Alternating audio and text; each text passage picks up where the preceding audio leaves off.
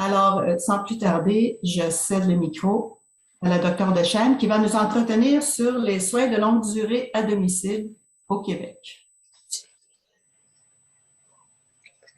Merci, Madame Desmarais. J'apprécie cette belle présentation. Alors, je veux d'abord remercier le Conseil de protection des malades pour m'avoir invité. Je suis honorée d'avoir été appelée par votre groupe pour lequel j'ai une immense admiration. Vous faites tout un travail partout au Québec pour défendre nos grands malades. Et je veux remercier justement Madame Desmarais, je veux remercier Monsieur Hurtaud et Maître Brunet. Et j'espère pouvoir vous aider, vous tous là, qui nous écoutez ce matin, à voir mieux mon petit champ d'expertise qui est celui des soins intensifs à domicile, donc des soins auprès des grands malades à domicile. Je vais tester, je ne sais pas si, voilà. Alors, je vais tester mon nouveau système. Oui, je suis capable de faire avancer les diapositives. Les objectifs ce matin de la présentation que je vais vous donner sont les suivants. Comprendre le fonctionnement des soins de longue durée à domicile, connaître le type de clientèle qui sont visés par ces soins et reconnaître les limites et les blocages actuels aux soins de longue durée complets à domicile. Malheureusement, et c'est un domaine qui ne me plaît pas, on va beaucoup parler de politique parce qu'au Québec, les soins de longue durée auprès de nos personnes âgées sont bloqués et viciés par la politique. Donc, malheureusement, je vais être obligée de parler de choses avec lesquelles je suis moins à l'aise. Je suis, comme vous le disiez, Madame Desmarais, engagée depuis plus de 15 ans pour défendre les soins médicaux à domicile au Québec. Alors, je parle rapidement de moi pour vous dire que j'ai 40 ans de pratique cette année, 65 ans, et qu'il était bien évident quand j'ai commencé à pratiquer qu'il fallait faire du bureau. Hein? Un médecin de famille commençait par se trouver une place en bureau, c'est plus vrai aujourd'hui. Et lorsque les médecins de la clinique de l'Ouest de Verdun m'ont reçu, ils m'ont dit « Tu vas faire des visites à domicile ». Si j'avais dit non, ils me prenaient pas. Parce qu'un médecin de famille, c'est ça que ça faisait. D'abord et avant tout, la prise en charge, on appelle ça longitudinal, un grand mot pour dire « Tu connais ton patient parce que tu le suis tout le temps, jusqu'au décès, à domicile et au bureau ». Alors, c'est comme ça que les vieux médecins d'aujourd'hui ont commencé leur pratique. Et c'est parce qu'on a dérivé terriblement de ce modèle de prise en charge longitudinale que le Québec, le réseau de la santé québécois, c'est en partie à cause de ça qu'il est en train de s'effondrer, littéralement. Parce qu'on a voulu faire depuis 15 ans des médecins de famille québécois, pas des médecins de famille en bureau et à domicile, pas des médecins de famille qui prennent charge dans les résidences pour personnes âgées puis en CHSLD, ça c'est notre job. On a voulu en faire des hospitalistes. 40% des heures travaillées par les médecins de famille québécois. 40% des heures, toutes les heures qu'on travaille, sont pas au bureau, sont pas à domicile, sont en hôpital. Alors, on n'y arrivera pas. Vous pouvez former de plus en plus de médecins, on n'en a pas tant que ça, on en manque, vous n'y arriverez pas. Parce qu'on est obligé, par les règlements actuels, d'aller travailler en hôpital, surtout les jeunes médecins. Une des façons de m'impliquer, j'ai été très chanceuse de faire partie d'un comité à l'Université de Montréal qui forme les jeunes médecins de famille. Et on s'est dit il y a 10 ans, dans ce comité-là, mais pourquoi les jeunes médecins font pas de prise en charge en bureau pour des suivis de personnes âgées? Et comment ça se fait que les médecins, les jeunes médecins, font pas de visite à domicile? On a fait des sondages auprès des jeunes médecins. La réponse a été très honnête, mais c'est parce qu'on ne nous l'a jamais montré. Et donc, l'Université de Montréal, le groupe dont je fais partie, on était 12, on a mis sur on a transformé le programme d'enseignement clinique auprès de nos résidents en médecine familiale et on leur a mis un mois complet de formation obligatoire à domicile et en CHSLD. Les 3 autres départements de médecine familiale du Québec n'ont pas suivi. Et c'est pas parce qu'on les a pas appelés, rencontrés, réappelés, rencontrés de nouveau. On leur a donné tous les documents, tout ce qu'il faut pour bâtir un programme très simple où pendant 1 mois, à chaque année, ils ont une résidence de 2 ans, on mène aux futurs jeunes médecins de famille en CHSLD parce que c'est une clientèle très lourde en CHSLD. Donc, je suis très fière de vous dire que l'Université de Montréal, qui a des sites d'enseignement un peu partout en région aussi, a 19 unités de formation clinique où nos jeunes médecins de famille sont formés pour les soins aux personnes âgées auprès des autres professionnels. La philosophie là, c'est que c'est fini de mettre le médecin solo tout seul. Le médecin doit être là où sont les autres professionnels. Oui. Donc, en CHSLD, il faut aller en CHSLD. Et à domicile, il faut aller au CLSC. Oui. Donc, les visites solo de médecins de famille à partir du cabinet, le soir après le bureau, quand l'infirmière n'est plus là, ça donne pas grand-chose pour les grands malades. Il faut y aller 2 jours avec elle, conjointement. Et là, on fait un beau travail d'équipe et je vais vous en parler. J'ai travaillé aussi sur un fabuleux programme. Alors, j'ai la chance de faire partie du conseil d'administration de Nova Soins à domicile, qui est un regroupement d'infirmières spécialisées en soins palliatifs à domicile depuis, mon Dieu, 125 ans au Canada et au Québec. Et cette grande expertise infirmière a été reconnue. Il y a 3 ans, l'OSBL, l'organisme sans but lucratif d'assurance Croix-Bleue du Québec, a octroyé un don fabuleux, immense, pas aux docteurs, pas au béton, aux infirmières. Les infirmières de Nova sont devenues des enseignantes et des mentors pour toutes les infirmières à domicile dans tous les CLSC de la province. Pourquoi j'ai travaillé fort avec Nova pour bâtir ce programme-là? C'est parce qu'au Québec, on n'avait rien.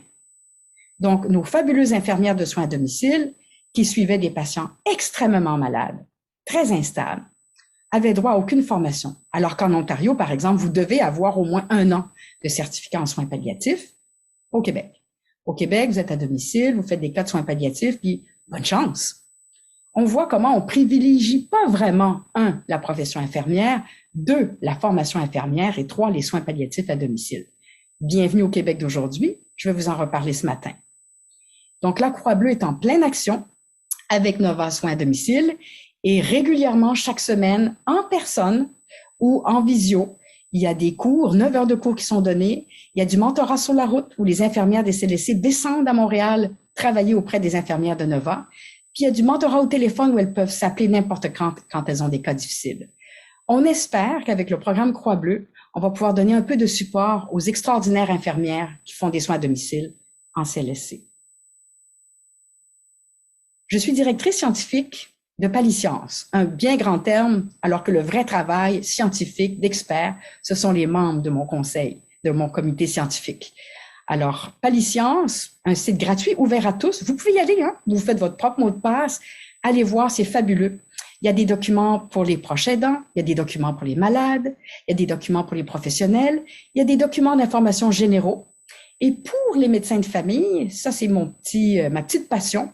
Depuis 10 ans, je travaille à rédiger des documents en ligne, gratuits, accessibles à tous, les infirmières aussi, sur la fin de vie. Fin de vie de cancer et fin de vie organique. Et je termine justement le cycle de fin de vie organique. Là, je suis en train de travailler sur la fin de vie de démence parce qu'on a un tsunami de démence actuellement dans nos CHSLD et à domicile. Ce sont des fins de vie particulières. Tout est sur Paliscience. Les soins médicaux. À domicile, on n'y est pas arrivé. Alors là, je fais une petite aparté. Lorsque vous avez reçu l'invitation pour ce matin, M. Picard devait être avec nous.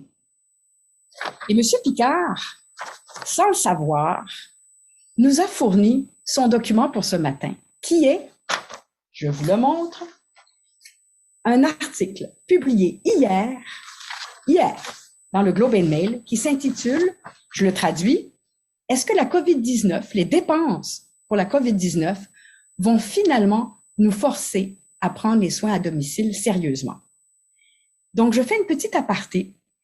Je ne suis pas M. Picard et je me désole qu'il ne soit pas avec nous ce matin. Et je vous demande à tous d'avoir une pensée pour lui, parce qu'il est en chirurgie, je crois. Mais je vais me prendre un petit 10 minutes et je vais parler en son nom. Il ne le sait pas, parce que quand j'ai vu cet article-là, publié hier, je me suis dit, OK, ça parle au diable. Je vais intégrer M. Picard à notre présentation de ce matin. Donc, permettez-moi de le présenter, même s'il n'est pas là. Alors, M. Picard, moi, je le connais. Écoutez, j'ai 65 ans, je le lis depuis au moins 30 ans avec tellement d'admiration. C'est un journaliste spécialisé en santé. C'est un des plus grands commentateurs en santé pour les affaires publiques canadiennes. Il travaille au Globe and Mail depuis 87. Il est à la fois journaliste scientifique et chef du bureau à Québec. M. Picard C'est un homme de peu de mots, mais de beaucoup de chiffres. Le data, pour lui, ça parle.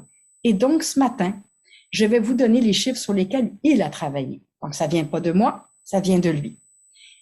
M. Picard a reçu de nombreux prix, entre autres le prix média de l'Association des infirmières et des infirmiers du Canada, qui reconnaissent l'excellence journalistique en matière de santé. Il a reçu le prix Sciences et Société, le prix Michener pour une action méritoire d'intérêt public en journalisme et la prestigieuse bourse Atkinson. Donc, même si je me désole de ne pas entendre M. Picard ce matin, je vais vous le faire parler un petit peu, quelques minutes. Je vais vous résumer cet article que je vous invite à lire dans le Globe and Mail parce qu'il est exactement à point pour ce dont on parle ensemble ce matin.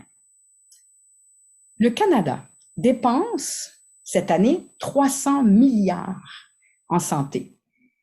Et à chaque décade, chaque 10 ans, on augmente de 100 milliards. Donc, les soins en santé, les coûts pour les soins de santé explosent. Si on regarde l'ensemble de ces 300 milliards-là pour le Canada, 25% de toutes les dépenses en santé, c'est pour l'hôpital. C'est un gros morceau. 14% pour les médicaments, 13% pour les médecins. Ça, ce sont des chiffres canadiens. Ce qui veut dire que plus de 50% de cette grosse enveloppe de santé, on ne parle même pas encore des soins de longue durée et du domicile. 60% de tous ces coûts en santé, que ce soit à l'hôpital ou ailleurs, c'est la main-d'œuvre. Et ça pourrait même être plus, parce que la main-d'œuvre, c'est elle qui donne les services. Cette année, on a explosé les budgets au Canada et au Québec parce que les coûts en santé ont été augmentés d'au moins 7%. C'est énorme. La COVID, ça a coûté très cher. Donc, on frappe un mur. Donc, peut-être, rêvons ensemble, peut-être que le Canada et surtout le Québec vont être obligés d'être intelligents dans leur façon de dépenser. Parce qu'actuellement, ils ne le sont pas. Je vais vous expliquer avec les chiffres de M. Picard. Alors, la COVID a explosé nos budgets en santé et elle a révélé nos faiblesses. Elle les a révélées de façon catastrophique. Notre faiblesse, si on se compare à certains pays européens, et évidemment la Scandinavie dont on rêve tous pour les soins de santé, c'est les soins de longue durée aux personnes âgées. Alors, je vais en parler tout à l'heure, mais les soins de longue durée, c'est pas la petite consultation sans rendez-vous pour une grippe. C'est pas la consultation ponctuelle pour une pneumonie à l'urgence. C'est pas ça. C'est que dans nos dernières années de vie, en moyenne, c'est 8 ans, on est malade. C'est très rare qu'on meure en santé. Dans nos sociétés occidentales riches, on finit par tomber malade. C'est comme un vieux char, hein? C'est ce que je dis à mes patients. Le char, il est usé, fait qu'on commence à avoir des morceaux à remplacer ou à essayer de réparer. Le corps humain, c'est pareil. Donc, dans les dernières 8 années avant de mourir, nous tous, on va passer par là, on est atteint de maladies chroniques. Je ne parle pas d'hypertension et de diabète, ça, c'est des maladies bénignes, non sévères. Là, je parle de maladies sévères, celles dont je vais vous parler tout à l'heure. Hein, le cancer, l'insuffisance cardiaque, la maladie de Parkinson, des maladies chroniques sévères qui exigent de la part du réseau de la santé des soins de longue durée. Et c'est ça, les soins de longue durée.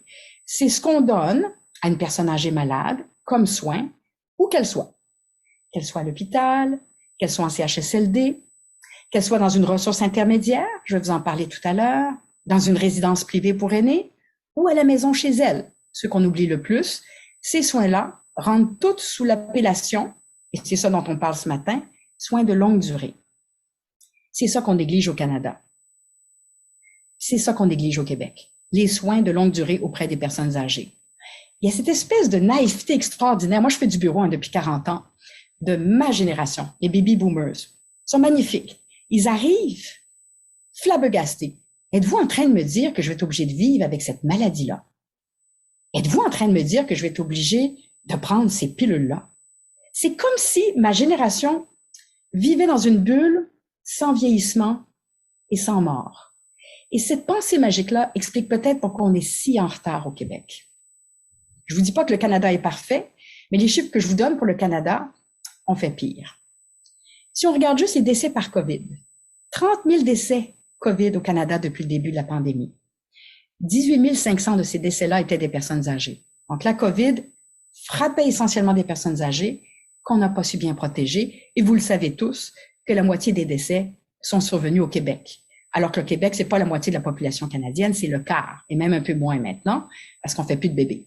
Donc, on a fait mourir beaucoup plus de personnes âgées de COVID, alors qu'on avait moins de personnes âgées. D'ailleurs, c'est terrible, c'est terrible. Au Canada, pour les soins de longue durée, ceux dont je vous parlais, on dépense 34 milliards. On est dans les gros chiffres, ces années-ci, qui sont 11% de toutes les dépenses en santé. C'est pas tant que ça. C'est pas tant que ça. Et jusqu'à l'année passée, au Canada et au Québec, les soins à domicile, on n'en parlait pas. C'était dans la catégorie autre. C'est pas extraordinaire, ça. Les soins à domicile, vous savez, quand on est vieux et malade, c'est là qu'on veut être, chez nous, le plus possible. C'est dans autre. Une belle façon de ne pas comptabiliser nos déficiences. Cette année, pour la première fois, le Canada a créé une catégorie chiffrée, et M. Picard le souligne dans son article, qui s'appelle soins à domicile, cette année. Donc là, on s'aperçoit que 5% de tous les argents dépensés en santé, que 5% vont pour les soins à domicile. Alors, quand on nous dit qu'on dépense trop en soins à domicile, que ça coûte trop cher, laissez-moi rire. C'est pas le cas du tout, et c'est pas le choix de plusieurs autres systèmes de santé occidentaux. Il y a une grosse recalibration à faire, nous dit M. Picard dans son article d'hier. Il dit, va falloir que le Canada, et j'implique le Québec là-dedans, diminue les soins hospitaliers non requis.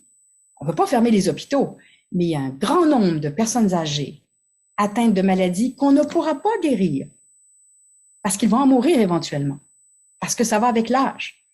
Et le corps qui va moins bien en vieillissant, une grande partie des gens qui sont à l'hôpital n'ont pas à y être parce que ces soins-là se donnent à la maison. Ils devraient donner à la maison et c'est ça que les gens veulent en passant. Mais on les force à se faire soigner à l'hôpital.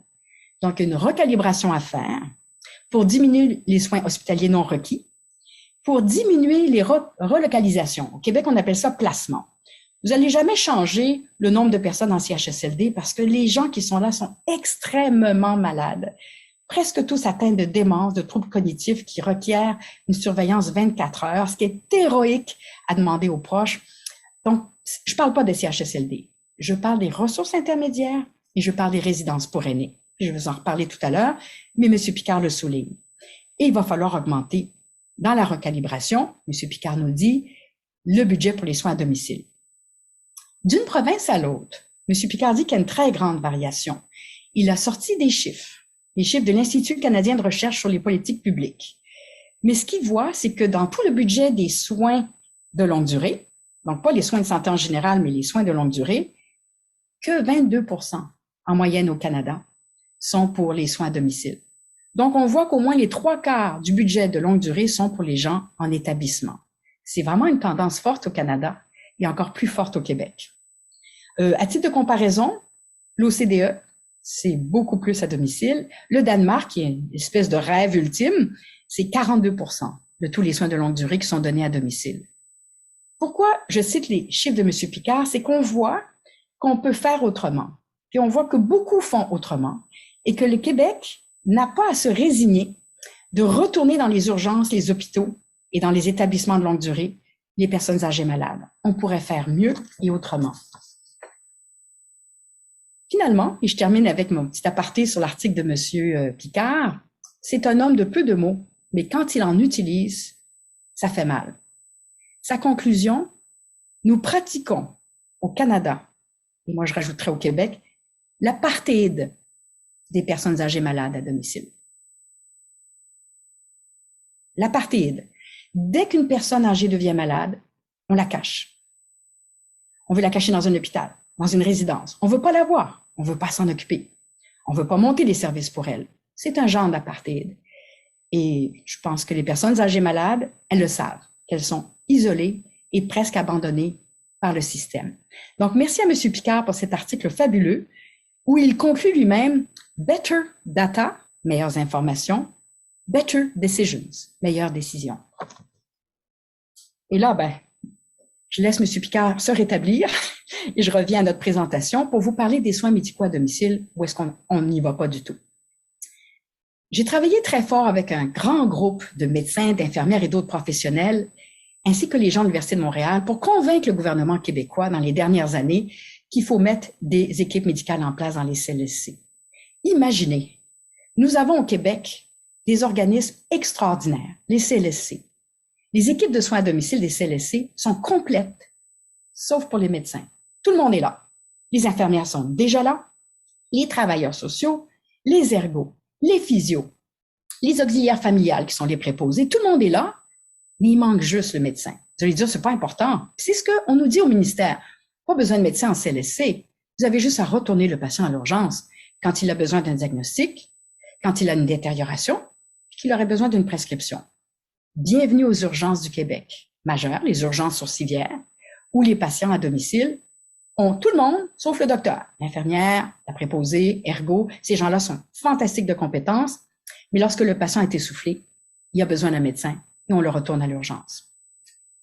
Notre équipe à Verdun avons pris la peine, pourtant on était occupés, de faire une démonstration qui tombe sous le sens, puisque tout le monde le fait ailleurs au Canada anglais et en Europe, que lorsque vous intégrez une équipe médicale de garde 24 heures pour les cas en fin de vie, donc surtout les gens dans leur dernière année de vie, des soins palliatifs élargis, là je ne parle pas de l'agonie des 3 derniers jours, mais les gens qui ont une condition terminale, au moins 60% de ces gens-là ne retourneront plus ni à l'hôpital, ils ne seront pas relocalisés en établissement. Les économies sont démontrées. Au CLSC de Verdun, dans le CIUS Centre-Sud, on a démontré que chaque patient qu'on suivait pendant 1 an coûtait 2 fois moins cher au réseau de la santé. Ah, vous allez dire, bon, pas cher. Le ministère nous a dit non. Nous n'acceptons pas de garder des patients malades à domicile parce que nous n'acceptons pas de soigner à domicile. Nous, au ministère, il y a les milieux de vie et il y a les milieux de soins et nous ne voulons pas combiner les deux. Voilà où est-ce qu'on en est en 2021. Nous avons publié nos chiffres dans une revue infirmière parce qu'on a travaillé ce modèle-là avec nos infirmières du CLSC de Verdun et ça revient toujours. Environ 60% des gens n'ont pas à retourner à l'hôpital. On a mis sur pied un comité de négociation avec le ministère. Ça, c'est de l'époque du docteur Barrette, qui a fait des choses désastreuses, mais celle-là, c'était une bonne affaire, docteur Barrette. C'est qu'il m'a permis de négocier face à mon syndicat. Mon syndicat s'appelle la FMOQ, Fédération des médecins omnipraticiens du Québec, et avec le ministère, les deux bloquaient l'implantation d'équipes médicales en CLSC. Vous allez me dire, pourquoi un syndicat fait ça? Ben, c'est parce qu'un syndicat fait sa job. Alors moi, je critique pas mon syndicat, je critique le ministère. Le syndicat des médecins de famille du Québec, okay, il est libre, ça c'est du jamais vu, de dépenser son budget comme il veut. Ailleurs, c'est le gouvernement qui dit, regarde, tu vas en mettre tant à domicile, tant au bureau, tant à l'urgence. Ah non, pas au Québec. Au Québec, on est étrange, OK? Depuis 2008, c'est le syndicat qui fait ce qu'il veut. Il prend le budget, puis il le dépense comme il veut. Alors lui, il subit l'influence de ses membres et nous avons une très grosse cohorte de médecins de famille hospitalistes qui ont dit, nous, on veut la part du budget. Donc, c'est ce qui se passe depuis 15 ans. Il n'y a pas vraiment de rémunération prévue pour des pratiques de médecins de famille à domicile. Ce budget-là est transféré d'office aux médecins de famille hospitaliers. Quel obstacle majeur politique pour essayer de mettre des médecins de famille en CLSC quand le ministère n'y croit pas, puis quand le syndicat le veut pas parce qu'il a peur de perdre des votes, hein? Fait que c'est la politique qui mène au Québec. Genre, l'ère Duplessis numéro 2, c'est un petit peu ça.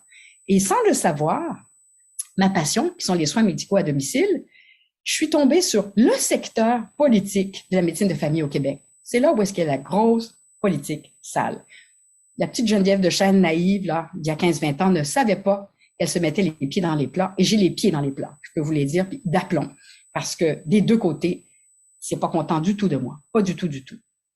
Grâce au docteur Barrette, on a réussi à signer une lettre d'entente, un petit numéro 336, qui autorisait enfin les médecins de famille à aller travailler dans les CLSC avec une garde 24 heures. Eux, ils aiment beaucoup les abréviations au ministère. Ils ont appelé ça les SIAD.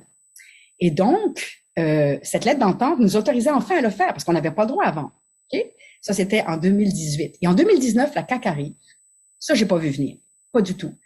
Ils ont réouvert la lettre d'entente et nous ont bloqué complètement en disant, vous n'avez pas le droit de suivre les patients plus que 7 jours.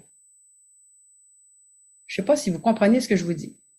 Je peux vous inscrire au bureau. Vous avez un petit peu d'hypertension et je peux vous suivre pendant 20 ans.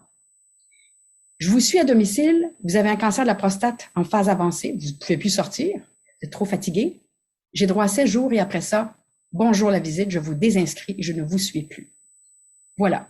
Ce qui explique qu'il y a 3 ans, quand toutes les équipes médicales à domicile en CLSC s'implantaient et les jeunes médecins étaient très intéressés et partout ces équipes s'implantaient là, ils ont arrêté. Parce que c'est un peu délicat de commencer sa pratique comme jeune médecin avec une poursuite de l'ARAMQ parce qu'on a daigné suivre à domicile un patient en fin de vie plus que 7 jours.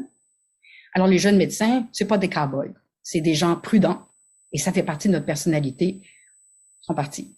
Fait qu'il reste très, très peu d'équipes. Il reste la nôtre à Verdun où on s'attend tous les matins à avoir une petite lettre de l'ARAMQ qui nous dit « Bon, on vous poursuit parce que vous refusez d'abandonner vos patients. » En passant, un dernier mot sur vous savez, il y a une loi, 2014-2015 sur les soins de fin de vie, une belle petite phrase qui dit que le Québécois a le droit de recevoir des soins de fin de vie partout, là où il est, virgule, même à domicile, point. Le rapport de cette commission des soins de fin de vie, encore de la politique, et de la politique sale. Sur les soins à domicile, ce qu'il disait, c'est que s'il y a une préposée qui va une fois donner un bain, c'est considéré comme le patient, il y a tous les soins palliatifs. Non, je m'excuse, si vous êtes en soins palliatifs à l'hôpital, il y a un médecin qui va vous voir, il y a une infirmière qui va vous voir, il y a des ergos, des physios, il y a une équipe complète. Non, à domicile, c'est l'apartheid dont M. Picard parle. Dans les statistiques de la Commission sur les soins de fin de vie, une visite une fois pour un bain. Si le patient est tagué soins palliatifs, ça veut dire qu'il reçoit des soins palliatifs. Hallucinant. Bienvenue au Québec. Les soins de longue durée. Les soins de longue durée, ça inclut les soins palliatifs. Alors, un mot sur les soins palliatifs. Dans l'imaginaire québécois, les soins palliatifs, on les voit comme la personne qui tombe dans l'agonie, qui râle, qui va mourir le soir même ou le lendemain, et on lui donne ce qu'il faut pour ne pas qu'elle souffre dans ses dernières heures de vie.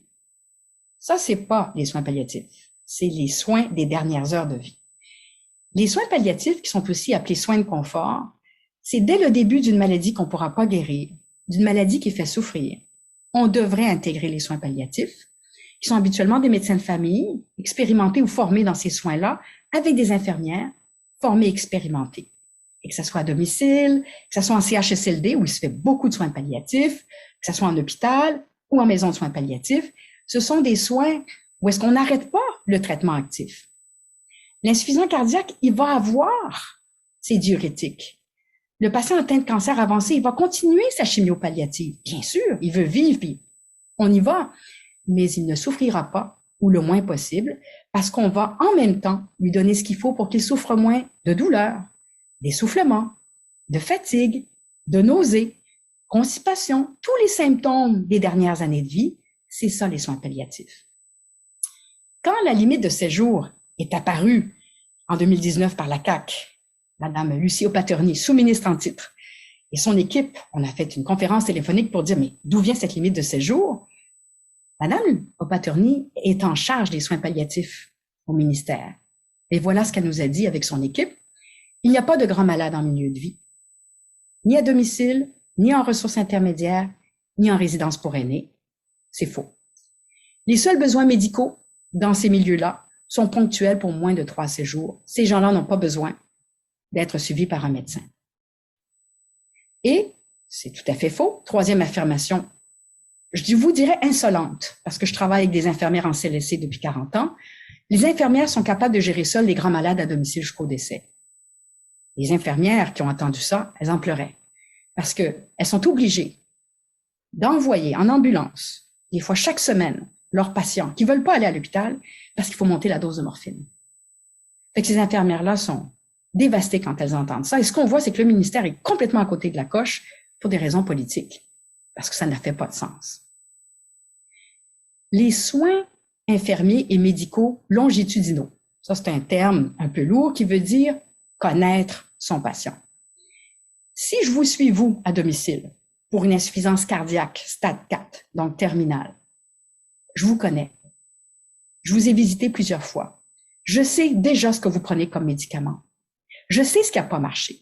Fait que quand l'infirmière va m'appeler un mercredi matin, mais pas tout de suite, j'espère, pendant que je présente, et qu'elle va dire « Monsieur un tel, il est très essoufflé. Je sais que je ne dois pas donner telle affaire parce que je l'ai essayé puis ça n'a pas marché. Je sais que je dois donner telle affaire parce que ça, je l'ai déjà essayé puis ça a marché. » et je viens d'éviter une hospitalisation. Le modèle du ministère, c'est n'importe qui peut répondre au patient à domicile. Il ne connaît pas le patient, il n'a même pas son dossier en main, il ne le suit pas, il n'a pas cette connaissance longitudinale. Qu'est-ce qu'il va faire, ce médecin-là? Il va prescrire telle affaire qui n'a pas marché et le patient va aller à l'hôpital. C'est ça la médecine de famille. Que ça soit au bureau, que ça soit à domicile, que ça soit en CHSLD, c'est de la prise en charge personnalisée. Je connais mon patient et du lundi matin, 8 heures, au vendredi soir, 5 heures, quand je suis pas de garde, c'est moi qui dois être appelé tout le temps parce que je le connais. Et c'est ça qu'on est en train de perdre au Québec. Et ça me désole. Ça me désole parce que pour les grands malades, c'est une catastrophe. Alors voilà, on va définir le domicile, le milieu de vie. Alors on visite, nous, des patients qui sont dans des maisons de chambre, dans des foyers d'accueil pour patients psychiatriques ou déficients intellectuels. Ça peut être la belle maison, le beau condo luxueux, ça peut être le taudis, ça peut être une famille d'accueil. C'est beaucoup aussi les résidences privées pour personnes âgées. Puis il y a aussi des petites résidences privées. J'aime beaucoup aller. Des gens extraordinaires qui accueillent 6, 7, 8 personnes âgées avec des maladies et qui s'en occupent. Et bon, il n'y a pas de garde 24 heures. La dame dort chez elle en bas pendant que les personnes âgées sont en haut. Mais on réussit, je vais vous le dire, à faire des soins palliatifs même dans les petites résidences pour personnes âgées. Les ressources intermédiaires. Une belle invention de notre charmant ministère, il y a une quinzaine d'années, un petit peu plus en fait, où là, ça débordait dans les CHSLD, puis il y avait des gens qui étaient encore un peu capables de marcher puis de manger. Donc, ils n'avaient pas besoin de 3 heures soins et plus par jour, mais c'était des gens en lourde perte d'autonomie. Au lieu d'augmenter les soins à domicile, parce qu'on en donne très peu au Québec, on a ouvert des PPP, partenariats privés-publics. Donc, on a bâti ou on a récupéré par le privé, des promoteurs privés, des maisons, des blocs, des édifices qu'on a transformés en RI, ressources intermédiaires. La partie privée, c'est le logement, mais aussi les services par les préposés. Et c'est là que ça ne va pas du tout. Les préposés à domicile des CLSC, qu'on appelle des auxiliaires familiales, elles ont une bonne formation, 1 an. Elles ont de la formation continue. Elles ont un salaire vraiment décent, certainement en haut de 22 $ de l'heure. Et elles ne sont pas complètement débordées. Elles travaillent très fort, mais pas complètement débordées. Nos préposés en ressources intermédiaires, à peine au-dessus du salaire minimum. Certaines ne parlent ni français ni anglais, ou à peine. La formation, elle est minimale. Ce sont des femmes immigrantes récemment arrivées d'un courage. Je les côtoie tous les jours, ces femmes-là, de couleur le plus souvent, effectuent des tâches sans bon sens, sans formation. Donc, il arrive beaucoup d'erreurs, c'est normal. Et elles partent vite. Dès qu'elles ont la chance d'apprendre la langue et de se scolariser, elles vont aller gagner leur vie autrement qu'en ayant des étages complets. Des étages complets de 20, 28, 30 personnes à leur charge. Lever ces gens-là, les habiller, les faire déjeuner, les aider à bouger, les ramasser quand elles tombent, les aider à aller à la toilette. Pas de temps pour leur parler. Ils n'ont pas le temps, ils font pas. Et oubliez ça, là, c'est insensé le ratio. Mais il faut bien que l'argent rentre dans ces résidences privées que sont les ressources intermédiaires. Heureusement, il reste un petit bout public, les services infirmiers qui viennent des CLSC. Ce sont nos infirmières de soins à domicile des CLSC, donc la crème de la crème. Donc, en ressources intermédiaires, de jour, mais pas de nuit. Il n'y a personne la nuit. Il y a juste un gardien. De jour, on a de très bonnes infirmières. Soir et nuit, ces personnes très, très malades, très, très âgées, très fragiles, qu'est-ce que le gardien fait? Le gardien de nuit fait. Il est engagé pour une chose. Il est payé pour une chose. Puis s'il ne fait pas ça, il est mis dehors. Dès que le patient tombe, dès qu'il est essoufflé, dès qu'il a mal, 911, ambulance. Donc, les ressources intermédiaires au Québec, c'est vraiment des clients fabuleux de nos urgences. Nos urgences sont pleines de têtes grises qui viennent des RI, des ressources intermédiaires. Voilà le modèle québécois. Et ça fait des années qu'on insiste auprès du ministère pour dire ce sont des gens très malades. Oui, c'est un milieu de vie, mais c'est pas parce qu'il y a des activités de bingo puis de poche que ces gens-là ne peuvent pas avoir une garde infirmière 24 heures puis une garde médicale infirmière 24 heures qui serait faite par les SIAD. Nous, on se propose et on le fait à Verdun d'être de garde. Mais c'est refusé. Ces patients-là, d'office, doivent aller à l'urgence au lieu qu'on nous appelle la nuit, nous les médecins. Et comme il n'y a pas de garde infirmière 24 heures, ainsi va la vie au Québec, que ces gens-là, même quand il y a une garde médicale 24 heures, on ne sera même pas appelé. Donc, les ressources intermédiaires, il s'en faut de peu pour que ce soit un endroit où on pourrait garder en milieu de vie des gens qui sont effectivement malades. Quand on est en RI, on n'est pas en santé. Avoir une garde infirmière 24 heures, puis avoir des SIAD partout dans les CLSC. Je ne vais pas vous parler ce matin des CHSLD, parce que les CHSLD, c'est aussi un milieu de vie. Je pourrais répondre à des questions parce que mes consoeurs et mes confrères y travaillent, j'en entends beaucoup parler, mais c'est pas mon expertise. Mon expertise, c'est la suivante, c'est le domicile. Alors, le domicile, c'est l'endroit idéal pour l'approche gériatrique. C'est quoi l'approche gériatrique? C'est prendre son temps, comprendre les deuils, les pertes de mobilité de la personne âgée. C'est pas du fast-food. Une personne âgée de 92 ans qui se mobilise lentement, qui entend moins bien, qui voit moins bien, on doit y aller doucement et lentement. Le domicile, c'est idéal pour comprendre le milieu de vie du patient. C'est plus facile de comprendre ce qui lui donne une qualité de vie. C'est en rentrant dans la maison qu'on le voit tout de suite. Ah, ce monsieur-là, ses petits-enfants vivent en haut avec sa fille. Et lui, sa vie, c'est les petits-enfants qui descendent le matin avant d'aller à l'école, qui reviennent tout de suite chez lui le soir après l'école. Et il veut rester à la maison, quoi qu'arrive, parce que ça, c'est son bonheur de vivre. Puis je le comprends. Fait que c'est ça le domicile. On rentre là, puis on comprend ce qui fait la qualité de vie. D'autres, c'est moins poétique, mais tout aussi valable, c'est le monsieur qui boit, qui a 92 ans et qui a bu toute sa vie. Je veux pas le faire arrêter de boire. Je veux pas qu'il arrête de boire, il va convulser. Je veux qu'il continue à boire la même quantité égale, mais si on le place, on va pas lui permettre de boire. Et ça, pour lui, c'est une catastrophe. Donc, tout se vaut à domicile. Nos choix de vie sont respectés. C'est calme, c'est intime. Et on fait des niveaux de soins réalistes. Et on n'a pas peur, nous, les infirmières et les médecins à domicile, de dire, vous êtes tannés, là, hein? Vous êtes fatigués, hein? Est-ce que je peux vous expliquer c'est quoi un niveau de soins C ou D qui veut dire pas de réanimation, pas d'hospitalisation? Oh oui, allez-y, expliquez-moi ça. C'est ça que je veux. Vous êtes la première personne qui m'en parle. C'est ça que je veux. On signe où? Hein? C'est ça que les gens nous disent quand ils sont en fin de parcours. L'Organisation mondiale de la santé et Agrément Canada s'entendent sur la définition des soins de longue durée. Alors, c'est un peu ce que je vous disais tout à l'heure. C'est l'ensemble des soins donnés en continu. Pas par des agences qui changent, hein, infirmières, médecins, puis que c'est jamais le même chaque semaine. Ça, c'est affreux. En continu. Une infirmière qui connaît son patient, puis un médecin qui connaît son patient, puis une auxiliaire qui connaît son patient. L'OMS nous dit que la prestation de services de soins à domicile permet aux patients d'éviter de recourir aux hôpitaux pour des soins aigus. Hein? C'est-tu logique? Et les soins de longue durée traitables en milieu de vie, parce que la grande majorité des soins aux patients en longue durée se donnent en milieu de vie. On le sait parce que ça se fait ailleurs. Comment on fait ça? En les aidant à répondre à leurs besoins en soins de santé à domicile et dans leur communauté. Les soins de santé incluent les soins infirmiers de tous les professionnels, mais aussi, disons-le, des médecins. Et quand je le dis, je m'oppose carrément au ministère qui n'y croit pas du tout. Le Québec a beaucoup investi dans les résidences pour personnes aînées et dans les RI. C'est le Québec qui paye une grande partie des frais dans ces résidences-là. Je peux pas croire que vos impôts et les miens, on paye pour placer les gens dans ces résidences-là, surtout celles pour les patients à lourde perte d'autonomie, et qu'on n'offre pas à ces grands malades une garde, je me répète, une garde infirmière 24 heures lorsqu'il y a un problème de santé et une garde médicale 24 heures. Comment ça se fait qu'on dépense autant et qu'on donne même pas le minimum? Je vous suis au bureau pour l'hypertension, puis vous avez droit à vos services. J'ai même un sans rendez-vous à ma clinique si ça va pas bien le samedi matin. Mais si vous êtes à domicile ou en résidence pour aînés, on vous donne que l'urgence. Il n'y a pas d'infirmière, il n'y a pas de médecin.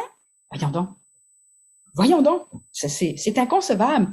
Et vous allez voir depuis 2 ans, les articles qui sortent de plus en plus, parce que les baby-boomers se rapprochent de leur fin de vie et commencent à réaliser que c'est la grosse catastrophe. Très bel article de Dr. Jean Hébert, qui a déjà été ministre de la Santé, et que je connais bien. Les vieux se cachent pour mourir. C'est un beau titre. Alors, les personnes âgées quittent leur domicile le plus vite qu'elles peuvent parce qu'elles n'ont pas les soins. Il n'y a pas les soins dont elles ont besoin. Et elles se disent naïvement qu'elles vont les avoir dans les résidences pour aînés. Il y a aussi d'autres excellentes raisons d'aller en RPA quand on est plus en forme. La socialisation, rencontrer ses voisins, des activités. Là, je vous parle pas de ça. Je vous parle des personnes âgées en perte d'autonomie qui vont en RPA en espérant avoir un bon suivi infirmier 24 heures. Il n'y a pas ça. Puis un bon suivi médical 24 heures. Il n'y a pas ça. Il y a plus de Québécois en RPA, en résidence privée pour aînés au Québec, que dans toutes les autres provinces au Canada. Ça, c'est une particularité. C'est environ 6% au Canada. Nous, c'est 18%. C'est fou, hein? Et ça tient en partie, peut-être, culturellement, aux personnes âgées québécoises qui aiment mieux se rassembler entre elles. Peut-être qu'on est comme ça, que, vous savez, à la maison, on est plus avec des gens des autres générations, les plus jeunes, puis souvent, on est plus seul aussi, parce qu'on a la difficulté à bouger. Donc, peut-être le fait d'être en RPA, on est moins seul. Ça, je l'achète. Mais aussi, peut-être qu'on croit, à tort, qu'on va être mieux servi au point de vue soins de santé. Vous savez que nos RPA, la majorité appartiennent à des intérêts étrangers. Beaucoup d'argent qui se passe là. Beaucoup de profits qui sortent de la province. Il faut se questionner sur ça. Il faut voir si vraiment tous les avantages fiscaux qui sont donnés aux gens qui vont en RPA font pas qu'on les pousse à aller en RPA. Et ensuite, ben, avec la COVID, vous savez ce qui s'est passé, hein? Elles ne le savaient pas, ces gens-là, mais enfermés dans leur chambre. Évidemment, pas la possibilité de sortir, et ça a été la solitude et les pandémies. Nous, on a couvert les RPA à Verdun. Ça a été des éclosions, des décès. C'est affreux. 50% de nos décès, nous, dans notre territoire, ont été en résidence. Hein? On a eu la moitié du nombre de décès en CHSLD, on l'a eu dans les résidences. Et regardez, lors de la COVID, 12 fois plus de décès en résidence privée qu'à domicile. Donc, le domicile était mieux protégé. Donc, on sait qu'on a une insuffisance des soins de longue durée. M. Picard nous l'a dit tout à l'heure, même s'il n'est pas là, j'ai parlé en son nom. Et on sait que cette pénurie est pire au Québec. On sait que les coûts de santé à domicile ne sont pas suffisants. Si on regarde 50, 60% en Europe, 73% au Danemark. On sait donc que notre mode de distribution des soins de santé est fortement influencé par, entre autres, les syndicats médicaux de médecins, qui favorisent l'hospitalocentrisme. Et en plus, Dr. Barrett, avec qui j'ai eu d'excellents rapports, je dois le dire, mais quel dommage que cette transformation, méga transformation des structures ait amené à une hypercentralisation. C'est le contraire dont on avait besoin. Tout se passe dans des énormes structures, les CIS et les CIUS, où les hôpitaux mangent le budget. Les dépenses publiques pour les soins de longue durée, c'est un schéma du Dr Hébert qui a présenté justement là, il y a quelques semaines à peine aux soins de longue durée pour les médecins. Alors, si vous comparez le PIB, qui est notre richesse là, individuelle de société, si vous regardez la moyenne en rouge de l'OCDE, puis j'ai mis une petite ligne en bas pour le Canada, on dépense moins que la moyenne des pays de l'OCDE pour les soins de longue durée. C'est beaucoup plus à l'hôpital. Au Canada, et au Québec encore plus, les gens ont l'impression que les hôpitaux sauvent des vies. Vous avez 92 ans, votre cœur est fini, mais vous avez l'impression que l'hôpital va sauver la vie de votre père. Il y a un gros problème de réflexion de société à faire, puis on le voit dans ces chiffres-là. Les dépenses de soins à longue durée à domicile, ça c'est la portion en bleu. Alors, on n'a pas les chiffres clairs pour le Québec. Le Québec n'est pas intéressé à ramasser des données fiables. Mais si on regarde les données canadiennes, c'est affreux. C'est affreux. On va vraiment plus vers le mode institutionnel. Et comme le Canada et surtout le Québec est une société qui vieillit, on est en train de frapper le mur. On peut pas continuer comme ça. On peut pas avoir une vision hospitalière des soins de longue durée pour les personnes âgées dans leurs dernières années de vie, puis le budget qu'on a. On peut pas. On n'y arrivera juste pas. Le Québec, c'est particulier. Juste après la guerre, il y a eu des belles grosses familles. Les baby boomers ont été très nombreux. Et ces baby boomers-là ont fait très peu d'enfants. Et l'immigration a toujours été inférieure au Québec comparé aux autres provinces. On accueille moins d'immigrants. Alors, ce que ça donne, c'est pas le Japon, mais c'est pas loin. Okay? On est la 7e, 8e population au monde qui vieillit le plus vite. Mais c'est pas une bonne nouvelle parce que, comme je le disais tout à l'heure, on va vieillir en santé, mais les 8 dernières années, c'est une moyenne. Des fois, c'est 2, des fois, c'est 10. Les 8 dernières années de notre vie, on aura besoin de soins de longue durée parce qu'on va être malade. Alors là, depuis 2-3 ans, ce qu'on voit, c'est presque toutes les semaines des médias qui disent « les soins à domicile sont en crise ». C'est une crise perpétuelle, je vais vous le dire, depuis 15 ans. Personne ne parle du manque de médecins. Personne. C'est un sujet que les gens n'osent pas aborder. La population ne l'aborde pas parce qu'elle ne le sait pas. Moi, je le sais. J'ai été engagée il y a 40 ans parce que tous les docteurs de famille faisaient des visites à domicile pour faire des visites à domicile.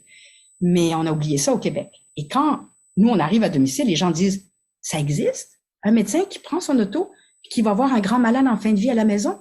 J'ai jamais entendu parler de ça. C'est fou, hein? Alors, le Québec vieillit très vite et le nombre de personnes âgées de plus de 85 ans, les plus fragiles, va exploser. Il va passer de 120 000 à plus de 300 000. On va arriver au 6e rang mondial pour le nombre de personnes âgées de 85 ans et plus. Bonne chance. Les normes de soins à domicile, l'OMS le dit clairement, il doit avoir une garde infirmière 24 heures, il doit avoir une garde médicale 24 heures, il doit avoir des soins personnalisés, continus, par des infirmières formées, mentorées du réseau public ou privé, mais c'est le réseau public qui le fait habituellement en Occident pour ces patients-là. Et lorsque c'est des soins de fin de vie, ça devrait être des infirmières qui ont une formation rehaussée en soins de fin de vie, d'où le programme Croix-Bleue dont je vous ai parlé tout à l'heure, parce que le Québec a rien prévu pour les infirmières à domicile, alors que c'est elles qui voient toutes seules les pires cas. Je vais vous en parler tout à l'heure.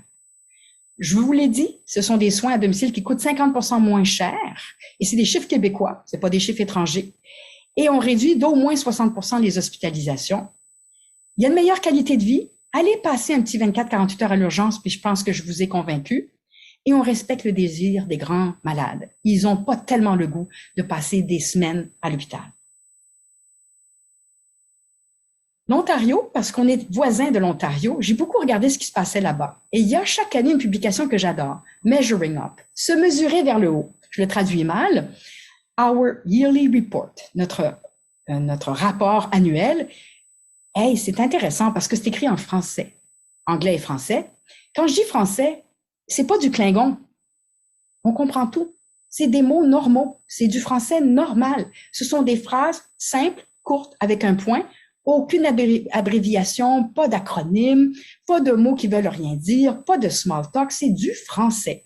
Et quand vous lisez ça et que vous êtes un citoyen ontarien, parce que c'est pour eux que ça a été écrit, ça dit, voilà ce qu'on a fait cette année, guys, puis voilà ce qu'on va faire l'année prochaine, puis si on n'est pas fiers, si on va améliorer ça. Et que je rêverais que le Québec, le ministère, soit capable d'écrire en français, soit capable d'écrire à sa population, qui paye la plus chère pour ses soins de santé de toutes les provinces canadiennes. Quel type de patients reçoivent des soins à domicile? Alors, je vous donne des exemples. Le Parkinson, quand ces gens-là sortent beaucoup moins de la maison. La sclérose en plaques. Donc, c'est toutes des conditions qui entravent la mobilité. Au début, ils sont capables de venir au bureau, puis à un moment donné, ils sont plus capables. C'est trop compliqué, c'est trop fatigant. Et là, on devrait les suivre à la maison. L'arthrose sévère, les gens en fauteuil roulant, tout ce qui empêche de se déplacer. Et déjà, à ce stade-là, les gens peuvent avoir besoin d'aide à domicile. Alors, les gens mélangent tout, même les journalistes. Je les rappelle régulièrement en disant, l'argent là que vous dites c'est pour les soins à domicile, mais non, c'est pour de l'aide. Quand on annonce un 150 millions pour des auxiliaires familiales pour donner des bains, c'est pas des soins, c'est des bains. Les bains, c'est de l'aide. L'aide à domicile, c'est ce qu'on va faire pour vous aider à rester à la maison. Okay? Alors donc, ça va être de l'hygiène, vous aider à vous lever et à vous coucher quand vous êtes très handicapé, vous aider à vous habiller, l'aide au repas, le gardiennage. Malheureusement, avec le manque de ressources qu'on a actuellement en CLSC, on a coupé presque partout l'aide au ménage et les services de nuit, c'est très dommage. Dans l'aide, il y a aussi des travailleurs sociaux qui sont essentiels. Nous, on travaille beaucoup avec les travailleurs sociaux parce que c'est eux qui nous aident à obtenir des budgets, des fonds, des services, qui aident les patients à déménager, à aller dans le bon endroit qui leur convient. C'est l'âme avec l'infirmière de l'équipe à domicile. L'aide à domicile au Québec, c'est essentiellement les CLSC et les entreprises d'économie sociale à domicile dont Dr Hébert parle beaucoup, qui sont des groupes communautaires. Il y en a dans presque toutes les régions, qui donnent des services payants, mais moins chers, quelquefois gratuits. Tout dépend de la subvention gouvernementale qui est négociée à la pièce, année par année. Ces organismes-là sont pas très bien pourvus financièrement, mais ils peuvent compléter la très petite offre des CLSC, parce qu'on va s'entendre, les CLSC, avec le budget qu'ils ont, l'aide à domicile, c'est minimal comparé à ce qu'on peut voir en Europe. C'est minimal. Puis il y a aussi les entreprises privées qui sont très chères. Moi, je travaille à Verdun, fait que la plupart des gens n'ont pas les moyens. Par contre, il y a les soins à domicile. Les soins à domicile, ça, c'est des infirmières, des médecins, des ergos, des physios. Alors, c'est pour qui? C'est pour des gens qui sont en stade 4 de cancer. Pas des gens en stade 4 de cancer qui vont bien. C'est ceux qui sont trop malades pour sortir. Même chose pour les maladies pulmonaires avancées, maladies cardiaques avancées, maladies neurologiques avancées. La démence, c'est une épidémie actuellement. Les fins de vie d'insuffisance rénale et hépatique. Et puis, chez les personnes âgées, souvent, il y a plusieurs de ces maladies-là ensemble. C'est ça que les infirmières et les médecins suivent le plus. Parce que, on l'oublie souvent au Québec, on meurt pas juste de cancer. Une des principales causes de mortalité, c'est la maladie cardiaque. Et les maladies pulmonaires sont très fréquentes aussi. Et ces gens-là sont très mal desservis par notre réseau. Le Québec n'est pas capable même de donner l'étiquette soins palliatifs à un insuffisant cardiaque stade 4. S'il n'y a pas l'étiquette soins palliatifs au CLSC, il n'y aura pas les services rehaussés qui vont avec ça. On est vraiment en retard sur la reconnaissance de la fin de vie d'autres maladies que les cancers. Donc, les soins à domicile, comme je vous le disais, c'est des infirmières, des soins de médecins et des autres professionnels, et les pharmaciens communautaires avec lesquels on travaille beaucoup, on les appelle tout le temps au téléphone, et les nutritionnistes. Vous allez dire, pourquoi éviter l'hôpital? Moi, je pense que ça ne nous tente pas trop personne d'aller à l'hôpital actuellement avec les délais d'attente et le manque de personnel, mais chez les personnes âgées, c'est certainement la chose à faire, éviter l'hôpital. Parce que 30% des gens âgés qui étaient relativement bien stables chez eux se déstabilisent complètement à l'hôpital. Ils deviennent confus, perdus. Puis comme on n'a pas le temps de les lever et de les faire marcher quand ils sont à l'hôpital, alors qu'à domicile, ils n'ont pas le choix. Les proches les lèvent pour aller à la salle de bain, fait qu'ils bougent encore. À l'hôpital, il n'y a pas le personnel. 3 jours, 4 jours, puis ils ne marchent plus. Les jambes s'atrophient à une vitesse incroyable chez les personnes âgées. Mettez un jeune dans un lit d'hôpital une semaine, il se lève et il marche. Mettez une personne très âgée dans un lit d'hôpital une semaine, elle s'en va 3 semaines en réadaptation. Donc, il faut éviter l'hôpital. Ici, ça explique tout ce qui se passe à l'hôpital. Quand on n'a pas le choix, on n'a pas le choix, mais quand on peut l'éviter, les infections nosocomiales, la COVID-19 en fait partie. Nous, dans notre hôpital à Verdun, malheureusement, on a eu beaucoup de patients qui ont attrapé la COVID. Les chutes. Il n'y a pas quelqu'un au garde à vous dans la chambre qui surveille le patient, alors qu'à domicile, il y a plus de surveillance.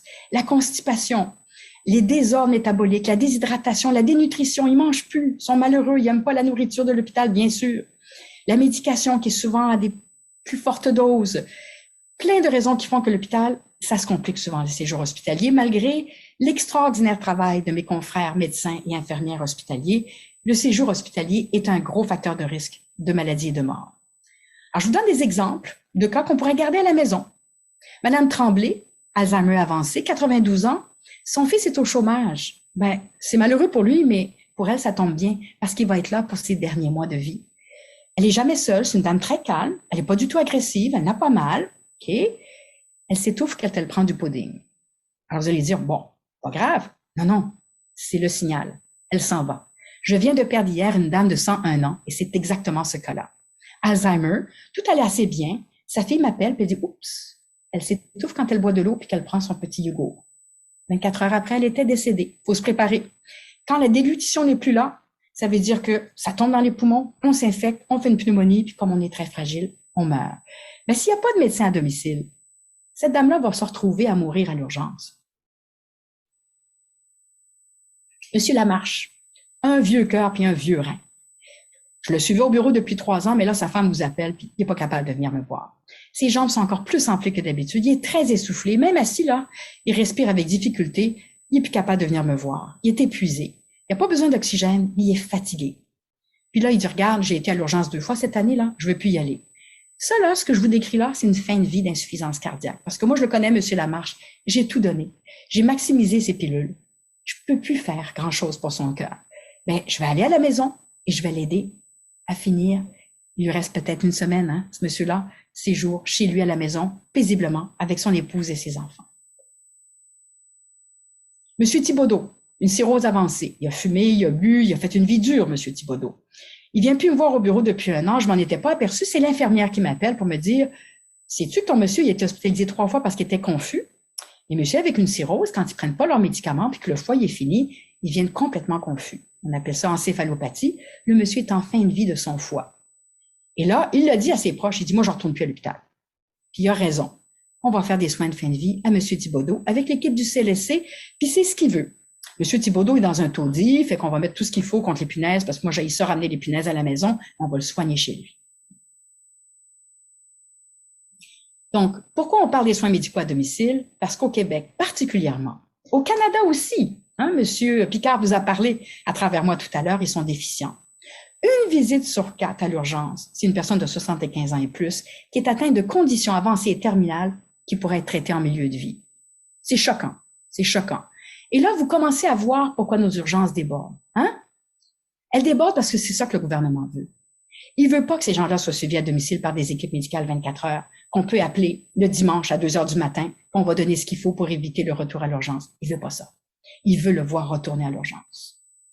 Une personne âgée sur 4 pourrait être soignée à domicile. On est dans les mêmes chiffres. Alors, on se retrouve. Moi, mes consoeurs à l'urgence, avec qui je travaille aussi à domicile, me disent, écoute, c'est navrant.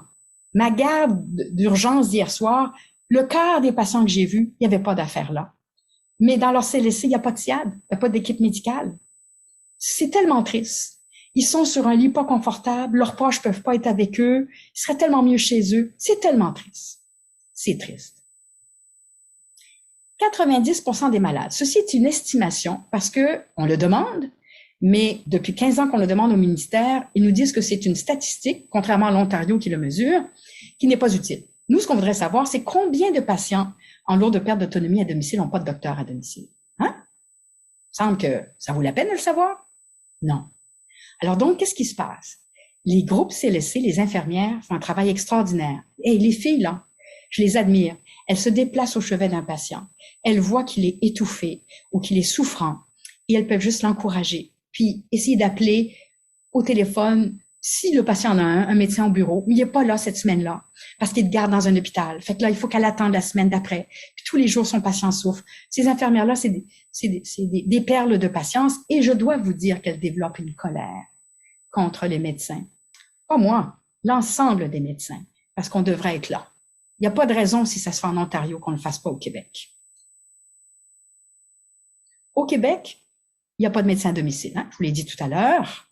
Donc, c'est quoi le message que je vous passe? C'est que si vous êtes en assez bonne santé pour aller au bureau, puis que vous n'avez pas de médecin de famille, vous pouvez aller au moins au sans rendez-vous, on va vous soigner. Si vous avez un médecin de famille, il va vous soigner. Il ou elle va vous soigner. Et si vous tombez malade, il n'y a plus personne qui va vous soigner. C'est tout. Voilà. Si vous êtes trop malade pour sortir de chez vous, just too bad. Les infirmières vont être fines, ils vont vous supporter, pas de médecin. Cette colère que vous sentez dans ma présentation, ça fait 15 ans que toutes les professionnels, pas juste les médecins, on a travaillé comme des fous pour mettre sur place les SIAD, la lettre d'entente 336, implanter enfin, 25 ans plus tard que les autres, des équipes médicales en CLSC, le blocage qu'il y a eu en 2019. Ça nous a scié les jambes et cette colère-là, vous l'entendez. Le rôle du médecin à domicile du SIAD. Nous, on appelait ça des équipes médicales à domicile. Le gouvernement trouvait que c'était trop clair. Il a choisi d'appeler ça des SIAD, fait qu'on va les appeler des SIAD. C'est la complexité médicale. Moi, je m'en vais pas là pour un cas d'arthrose ou vérifier la pression. Ça, l'infirmière, elle est extraordinaire pour ça. Je m'en vais là tout de suite, aujourd'hui ou demain, parce qu'on est en équipe, parce que le patient est souffrant. Donc, c'est la réponse rapide d'un cas complexe où l'infirmière me dit, je sais pas ce qui se passe. Il prend ses médicaments, mais ça fonctionne pas. Là, je fais la visite à domicile et oups, je m'aperçois qu'il y a insuffisance cardiaque. Il y a en plus une pneumonie. L'infirmière fait son possible, mais elle n'a pas le cours de médecine. Le petit bout médical de la complexité, c'est à nous de le faire. Et là, mon syndicat et le ministère, tous les deux s'entendent très bien, comme des petits amis, pour dire, oh non, à domicile, c'est pas compliqué. C'est des gens qui sont en fait plus simples au bureau. Fait que c'est correct, les patients au bureau, ils ont besoin d'un médecin, mais à domicile, pas besoin de docteur. C'est simple, simple, simple. Un peu de morphine. Mais là, non. Le patient a insuffisance cardiaque et une pneumonie. C'est par l'auscultation et l'examen physique et le questionnaire que je l'ai trouvé et que je l'ai soigné et qu'une semaine après, il est en pleine forme. C'est ça, un réseau de la santé. C'est des professionnels ensemble. Tous sont importants. Tous. Il doit manquer personne, même pas le petit doigt. Les plans d'action, c'est ça qu'on fait nous les médecins.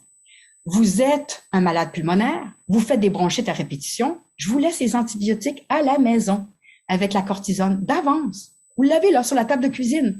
Puis là, vous commencez à tousser, cracher gras, jaune vert, vous sautez sur vos antibiotiques et bingo, pas d'hôpital.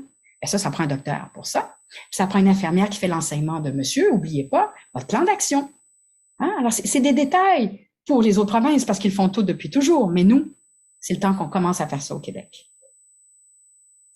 Les équipes SIAD réduisent les hospitalisations si on cible les patients qu'elles doivent suivre. Donc, pas des patients stables. Il faut que ce soit des patients qui vont probablement mourir dans l'année. Donc, des maladies sévères, très sévères et terminales. Et j'en profite pour dire un mot sur le curatif versus le palliatif. À domicile, c'est ensemble. L'insuffisant cardiaque qui fait de l'eau dans les poumons prend des diurétiques pour éliminer le surplus d'eau. Je ne veux pas l'arrêter. Monsieur, là, il n'est pas suicidaire. Si j'arrête ça, le lendemain, il est mort. Fait que je fais des soins curatifs, mais je ne vais pas le guérir. C'est des soins très actifs et je suis toujours en train de changer les doses de diurétiques. Des fois, je vais en donner une dose intraveineuse. Après ça, je vais monter les pilules. Donc, je suis dans des soins très actifs exactement comme un médecin d'urgence ou d'hôpital. C'est les mêmes soins. C'est les mêmes pilules, c'est les mêmes injections. Les intraveineuses à domicile, pour nous, c'est banal. Ça se fait très bien partout au Québec. Alors, en fait, les soins curatifs sont aussi palliatifs. En même temps que je vais lui donner son diurétique, il aura une petite dose de morphine pour moins souffrir de l'essoufflement. Mais je ne vais pas accélérer sa fin de vie parce que sa fille est enceinte de jumeaux, puis elle va accoucher dans 3 mois, puis il veut voir les jumeaux.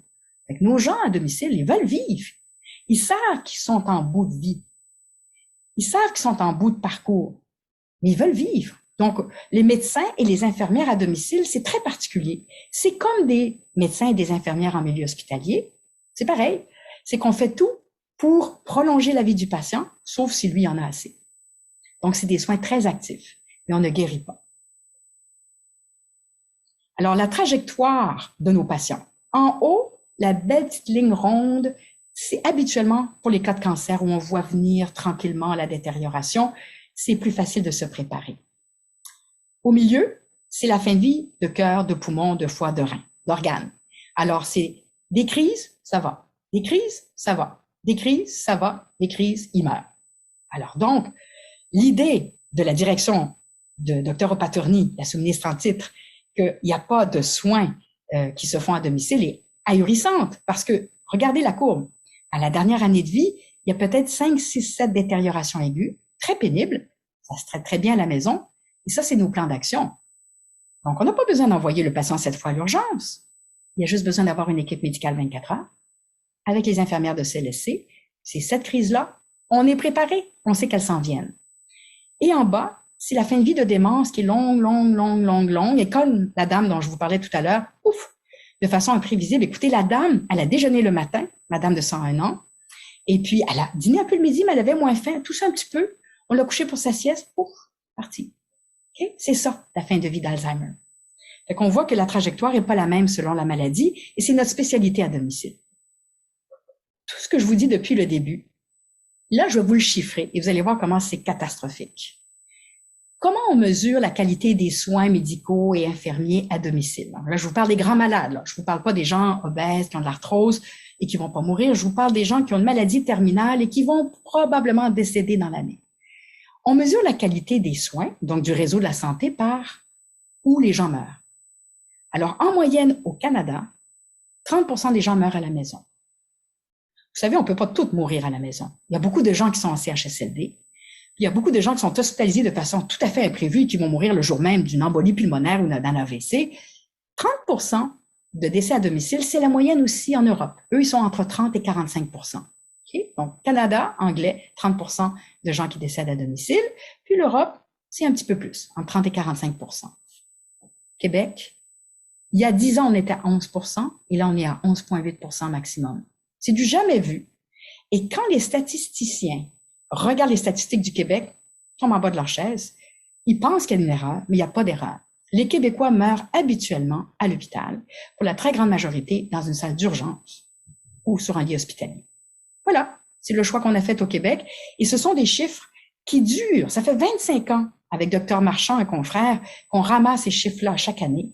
On est toujours tellement attristé de voir que c'est pas possible au Québec. C'est pas possible pour une personne âgée avec une maladie terminale de mourir chez elle. Et les chiffres le montrent. C'est une catastrophe. Et je pèse mes mots. Qui procure les soins palliatifs? La pivot. La pivot, c'est l'infirmière. D'où l'importance du programme de mentorat Croix-Bleue pour les infirmières en CLSC. Et pour moi, ce qui est le plus important, c'est que, pas encore fait, mais il faudrait que le ministère reconnaisse que les infirmières en soins palliatifs à domicile peuvent pas prendre 70 cas. Voyons donc. Maximum 10-12 cas. C'est un caseload, hein? On peut pas faire des soins de fin de vie surtout dans les dernières semaines de vie, en passant 10 minutes par jour. Les caseloads de nos infirmières à domicile sont gigantesques. Beaucoup, beaucoup trop de patients. 50, 60, 70 en milieu urbain. En soins palliatifs, il faut couper ça. Il faut couper ça au 8e, parce que sinon, elles n'y arriveront pas. Parce qu'il peut arriver qu'elle arrive là le matin à 8 heures, puis qu'elle reparte à 1 heure quand le patient décède, qu'elle passe les 4-5 heures là à guider la famille puis à être présente. C'est ça, une infirmière en soins palliatifs. Au Québec, il n'y a pas encore, en 2021, de ratio de patients pour les infirmières dédiées aux soins palliatifs en CLSC. C'est à faire et c'est à faire urgent. Il n'y a pas encore de formation dédiée comme on a en Ontario, le certificat soins palliatifs, pour les infirmières à domicile en soins palliatifs, alors qu'elles sont seules. Le médecin n'est pas dans leur petite poche, là. Ces infirmières-là sont incroyablement courageuses. Elles arrivent et elles font face aux pires choses en santé seules. Heureusement, le programme Croix-Bleue est là pour les aider, mais disons qu'on part de loin. Le travail des médecins SIAD, nous, on ne peut rien faire sans elles. Donc, s'il n'y a pas d'infirmière dédiée aux soins palliatifs, l'infirmière va m'appeler en disant « Monsieur Thibodeau vient de m'appeler, il y a des sécrétions dans les poumons, je pense qu'il commence des râles d'agonie, je vais l'envoyer à l'urgence. » Je dis « Non, monsieur, mon monsieur de cirrhose, il veut rester à la maison. J'ai pas le temps d'aller le visiter avant 3 jours, docteur Dechaine. J'ai 70 patients. Fait que je peux pas y aller. Je peux pas installer les petits cathéters sous la peau pour lui donner les médicaments. Je peux pas lui poser sa sonde parce qu'il va être trop faible pour aller à la toilette. Je peux pas. Faut que je l'envoie à l'urgence. OK? Fait que ça prend des infirmières qui ont le temps. Pour ça, il faut qu'il y ait une vision. Et au ministère, moi, j'ai fait partie du Task Force, qui est un regroupement de tous les intervenants en soins palliatifs. Puis, bla, bla, bla, bla, bla, comme dirait Greta Thunberg. Bla, bla, bla, bla. Il y a eu des pages et des pages d'écrites et de révisées. Rien n'a changé. Bla, bla, bla, bla. La volonté n'est pas là. Le médecin est beaucoup moins important que l'infirmière. Mais s'il n'y en a pas, garantie, le patient va faire la porte tournante aux urgences. En équipe, il visite aux besoins le patient le jour même. Je suis avec vous ce matin. J'ai un confrère de mon équipe qui est en train de visiter une dame en urgence ce matin, parce qu'il fallait qu'elle soit vue ce matin.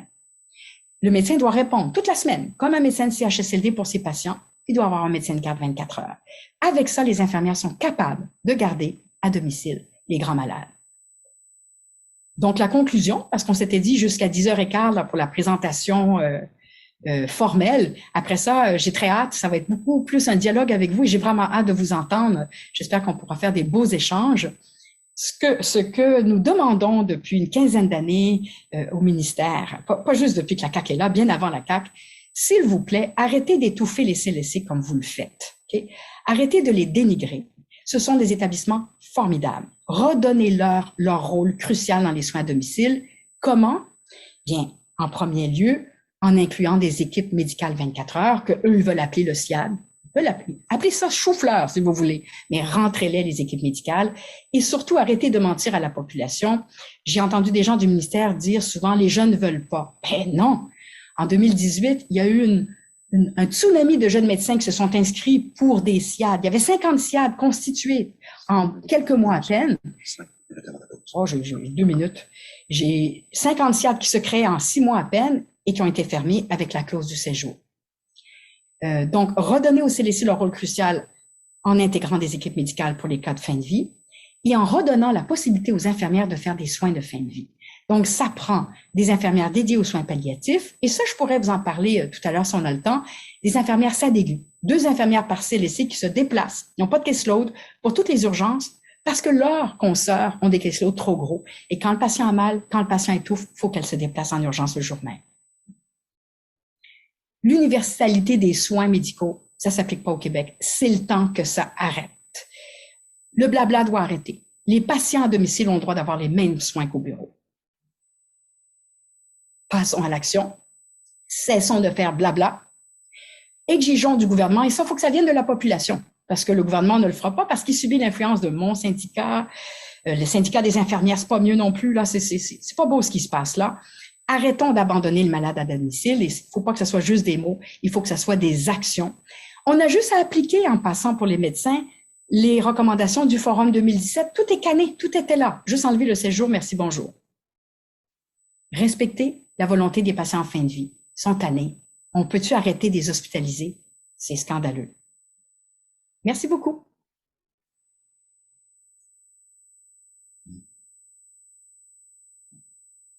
Alors, un grand merci, Dr. Dechaine, pour cette présentation. C'était extrêmement intéressant, je dois dire. Les informations étaient claires et puis surtout, comme vous dites, il y a beaucoup de données, des faits, des chiffres. Ça nous situe dans une perspective un peu plus objective là, à travers tout ce qui se passe. Alors, écoutez, on va aller en pause. J'inviterai tout le monde, tous les participants, déjà de nous transmettre leurs questions, leurs interrogations, leurs commentaires. Allez-y.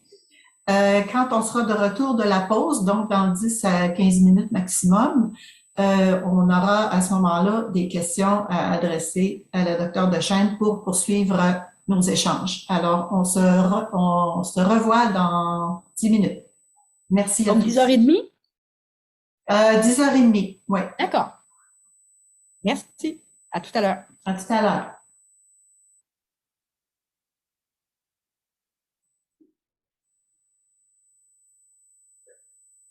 OK. Oui. Retour. Alors, nous sommes de retour et nous abordons maintenant la période de questions. Avant de passer aux questions, je veux juste vous indiquer que le chat va continuer de rouler après la fin de la conférence pour permettre à des gens, s'ils ont des commentaires à faire, des choses comme ça, de les écrire. Ça va fonctionner de midi à 12h30. Alors, merci pour ce bel exposé plein de renseignements et de lumière sur le futur qui nous attend au Québec.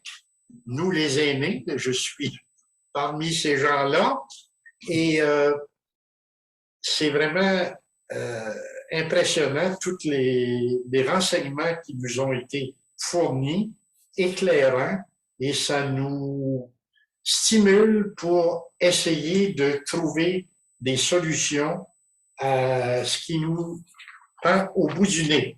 Alors, je commence tout de suite, Dr. Dechaine, avec une question de Chantal Boupil, qui est du Comité des usagers de Chicoutimi.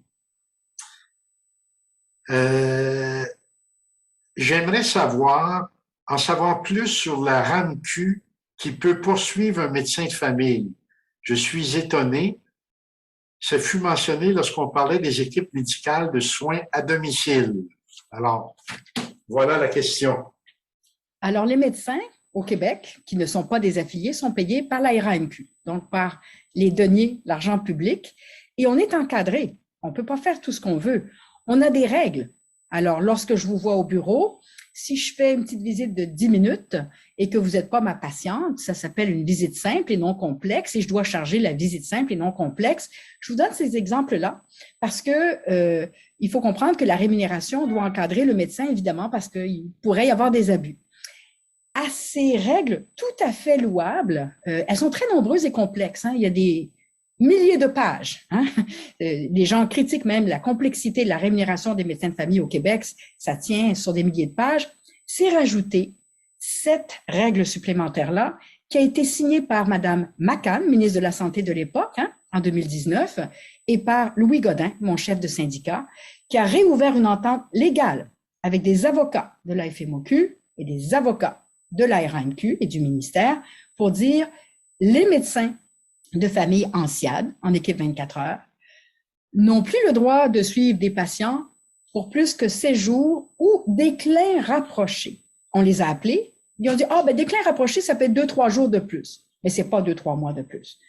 Alors donc, là, on a fait un téléphone conférence pour leur dire, parce qu'on était paniqués, parce qu'on veut rester en règlement et en loi, et ce qu'ils nous ont dit, c'est non, on ne veut pas qu'un médecin de famille suive un patient très malade à domicile. On veut juste qu'il fasse une intervention ponctuelle et ce patient-là n'a plus besoin d'être suivi à domicile par la suite. Ou alors, il demandera à son docteur de famille, s'il en a un, qu'il le suive à domicile, alors qu'on sait que la très, très grande majorité des médecins en bureau ne font plus de visite à domicile depuis 30 ans au Québec, hein, c'est pas nouveau. Donc, c'est une loi, c'est un règlement signé par des avocats de part et d'autre. Donc, en théorie, si nous poursuivons notre suivi médical plus que 16 jours ou déclin rapproché, qui est peut-être 10 jours, la RAMQ peut nous appeler et dire, écoutez, j'ai regardé Dr. Dechaine, puis les suivis de vos patients au CIAL, c'est en moyenne 8-9 mois. Remboursez-nous, sinon on vous poursuit. En loi, c'est ça. OK. Alors, merci pour cette réponse. Je vous rappelle là, que vous pouvez nous envoyer des questions. Pour l'instant, j'en ai d'autres, mais je n'en reçois pas de nouvelles. Alors, c'est important là, c'est le temps ou jamais de poser votre question au docteur Dechaine. Deuxième question, docteur Dechaine, de la part de Suzanne Desbiens, qui est de l'Institut Comité d'usagers, les personnes ressources, à l'Institut de santé mentale de Montréal. Alors, le patient se retrouve à l'urgence. D'après vous, c'est quoi l'agenda caché qu'il y a derrière ça? Très bonne question. J'ai essayé de l'aborder de façon la plus ouverte possible lors de ma présentation. L'agenda caché semble un agenda triple. Vous savez, c'est difficile, comme médecin de famille qui fait des visites à domicile et du bureau, d'être dans la tête de ces gens-là. Okay? C'est difficile.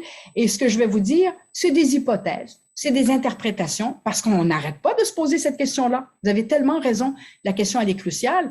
Et vous comprendrez bien que quand on a parlé au ministère en 2019, pour la limite de séjour, on leur a demandé, mais quel est votre agenda? On n'a pas dit caché. Quel est votre agenda? Alors, il y a ce qui se dit, et c'est pas, pour moi, là, c'est du blabla. Alors, ce qui s'est dit, c'est que vous mélangez, docteur Dechaine, les milieux de vie et les milieux de soins. Nous croyons, nous, au ministère, qu'il ne devrait pas y avoir de soins en milieu de vie. Ces patients-là, s'ils sont en milieu de vie, n'ont pas besoin de soins prolongés, des soins de longue durée, juste ponctuels. Alors, ce qu'on a entendu de ces gens-là, leur vision, c'est une vision hospitalo-centrée où les infirmières et les médecins, les seuls qui sont compétents, sont ceux qui sont en l'hôpital. C'est à peu près ça. Hein? C'est ça que ça veut dire.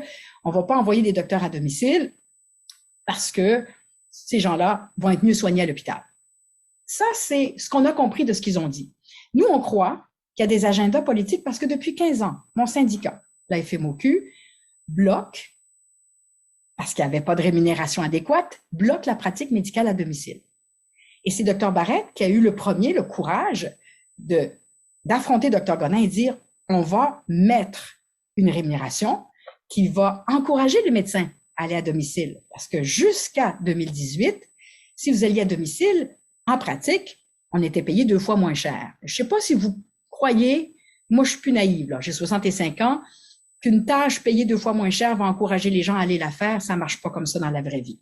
Que ce soit une infirmière, un comptable, un médecin, si la tâche est payée 2 fois moins cher, les gens n'y vont pas. Et c'est pour ça que mon syndicat avait le contrôle sur l'absence de médecins en équipe intensive à domicile, il est payé 2 fois moins.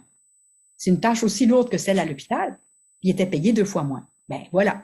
Fait que là, pour la première fois, grâce au docteur Barrette, qui avait le caractère qu'on connaît, il a dit, regarde là, docteur Godin, ça nous prend une rémunération honnête, une rémunération équitable, parce que si tu punis les docteurs à domicile, ils iront pas. Et je pense qu'il a réussi à obtenir l'ESIAD, qui est un texte légal signé par, au départ, c'était Dr Barrette, la loi 336, la première, c'était Dr Barrette avec Dr Godin, et tout allait vite.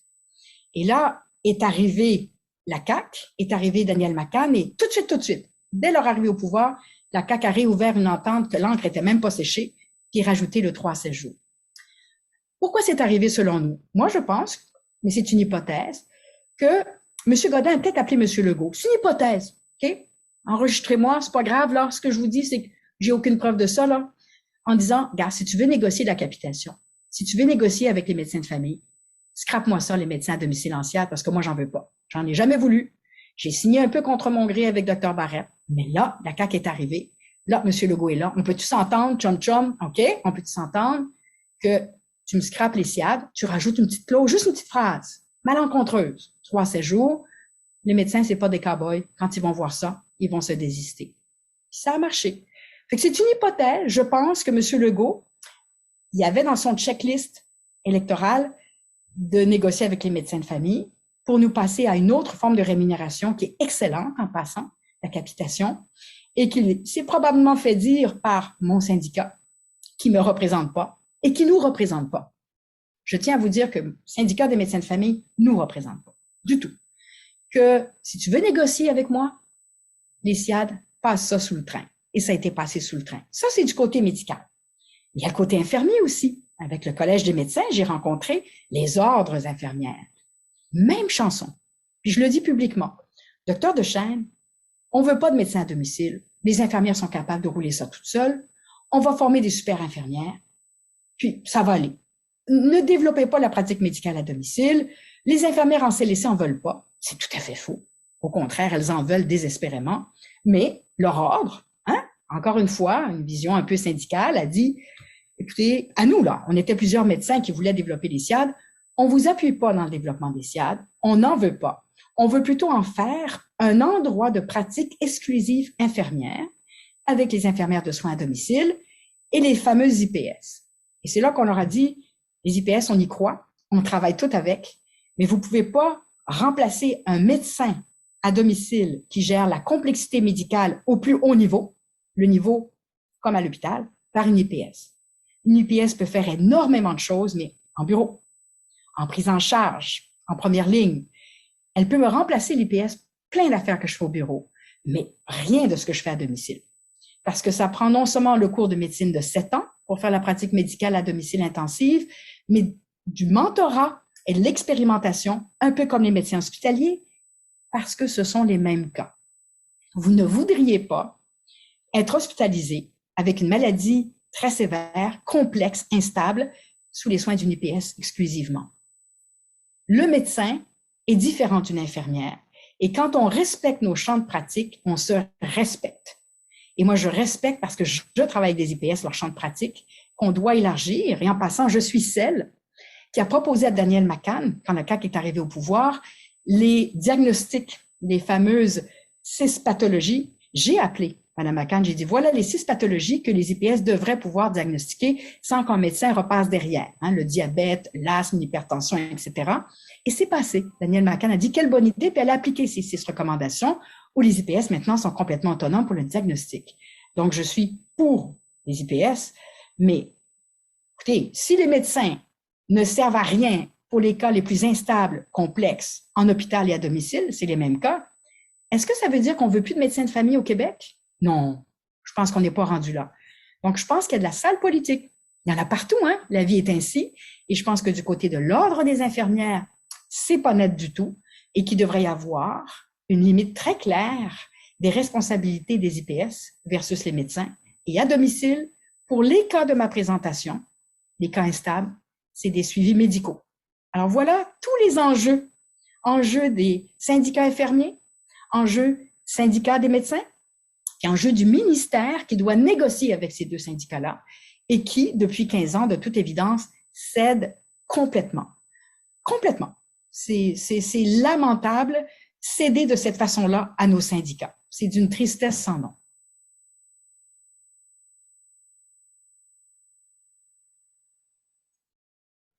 Merci. Dr. Deschamps, excusez, c'est parce qu'il y avait un petit ennui technique. Là, j'étais au téléphone. Alors, on passe à une autre question. En fait, j'ai 2 questions de Micheline Boucher-Granger, qui est membre du conseil d'administration du CPM. La première question, quelles raisons ont donné les hôpitaux qui ont refusé la formation des médecins pour les soins à domicile et en CHSLD? Il n'y a pas de formation en hôpital des médecins à domicile. C'est 2 milieux complètement différents. Les médecins de famille qui font de l'hospitalisation n'ont jamais refusé que les médecins à domicile se forment. Donc, je suis pas sûre d'avoir bien compris la question, mais ceci n'est pas un problème. Les médecins de famille, pour répondre à la question des formations des médecins, les médecins de famille ont des stages pendant leurs 2 ans de formation en médecine de famille. Ils ont des stages de 2 à 4 mois en milieu hospitalier. Il faut faire de l'hospitalisation, ce qui leur permet par la suite de faire de l'hospitalisation générale. Donc, ce ne sont pas des cardiologues, des pneumologues, des oncologues, des néphrologues, hein, c'est pas des internistes, c'est pas des spécialistes médicaux, mais ils hospitalisent. Et ce qui est très particulier au Québec, c'est que les médecins de famille hospitalisent pas juste en région où il y a un manque de spécialistes, mais ils hospitalisent en milieu urbain où il y a une grande densité de médecins spécialistes. Suffisante, très comparable au Canada anglais, mais c'est pas les médecins spécialistes qui hospitalisent, ou beaucoup moins qu'ailleurs. Ce sont les médecins généralistes qui ont eu ces mois de formation-là pendant leur résidence, qui prennent leur place, et bien sûr, parce qu'ils ne sont pas formés en spécialité, qui vont demander des consultants. Donc, pas de nuit, hein? De jour, entre certaines heures, le médecin spécialiste va faire des consultations, mais qui est dérangé la nuit? Qui est dérangé la fin de semaine? Qui donc fait la lourde charge de la pratique hospitalière? Les médecins de famille. Et c'est pour ça que vous voyez depuis quelques semaines la montée de boucliers contre M. Legault. Écoutez, quand ce gouvernement-là est arrivé au pouvoir, je ne suis pas la seule, mais on a été plusieurs à lui envoyer des documents pour lui montrer exactement le nombre d'heures qu'on travaille en milieu hospitalier. Que 40% de toutes les heures des médecins de famille sont en milieu hospitalier. À l'urgence, on s'entend, c'est notre place. Hein? C'est pas des spécialistes qui vont faire l'urgence, c'est aux médecins de famille. Ça, on touche pas à ça. C'est précieux. Mais l'hospitalisation, en milieu urbain, où notre ratio de médecins spécialistes est supérieur à celui des provinces voisines, je ne comprends pas qu'on retire ces milliers de médecins-là, des milliers, de la pratique de première ligne en bureau et à domicile, pour les mettre à l'hospitalisation et les forcer à le faire. On les force. Il y a des règlements qui disent, c'est les AMP, activités médicales particulières, qu'un médecin de famille, s'il ne fait pas un minimum de 12 heures et plus à l'hôpital, il va perdre le tiers de son salaire. Moi, j'ai un confrère qui a écrit dans Le Devoir ce matin. C'était notre chef de GMF, hein? Dr Benoît. Et c'est lui, très bon médecin de famille, 750 patients, il dirigeait notre GMF. Il est obligé de quitter. Le système de santé lui demande d'augmenter ses shifts à l'urgence parce qu'on en manque beaucoup, parce que tout le monde va à l'urgence. Hein? Tous les patients vont à l'urgence. Ils sont plus suivis en première ligne, ils vont à l'urgence, donc on déborde à l'urgence, et donc ils quittent le bureau. Donc, je peux vous dire qu'actuellement, les médecins hospitaliers, ils n'ont pas le choix de faire de l'hôpital parce que les médecins spécialistes ne veulent pas le faire, alors que partout ailleurs, en Europe et au Canada, ils le font, et que les médecins de famille sont écartelés entre le bureau, la prise en charge qui prend beaucoup de temps. Le domicile est évacué complètement, on n'en fait plus. Hein? Et de toute façon, comme le ministère nous empêche de le faire avec le séjour, hein, la question ne se pose pas. Mais même ceux où est-ce que le gouvernement dit, blablabla, qu'il veut plus de prise en charge au bureau, c'est pas ça qu'il fait. C'est qu'il force les médecins, comme Dr Benoît, à aller à temps plein à l'hôpital. Et c'est ce que je vois autour de moi. Les gens quittent la première ligne. Et quand ils veulent s'investir à domicile, parce que les jeunes médecins adoreraient cette pratique, ils ont peur de la poursuite de la RAMQ. Il faut lever le 3 à 7 jours maximum. Donc, ce qu'on voit dans tout ça, c'est que c'est pas des médecins de famille les uns contre les autres. C'est des médecins de famille qui se démènent à l'hôpital, qui se démènent en CHSLD, qui se démènent au bureau, qui en peuvent plus parce qu'il y a des barrières constantes mises par le ministère et les CIS et les CIUS. Merci, Dr Deschênes. La deuxième question de Micheline Boucher-Granger était pourquoi la CAQ a bloqué les soins des patients à domicile pour les soins de plus de 7 jours? Quels sont leurs motifs, sachant que c'est plus rentable financièrement? Où est l'humanité?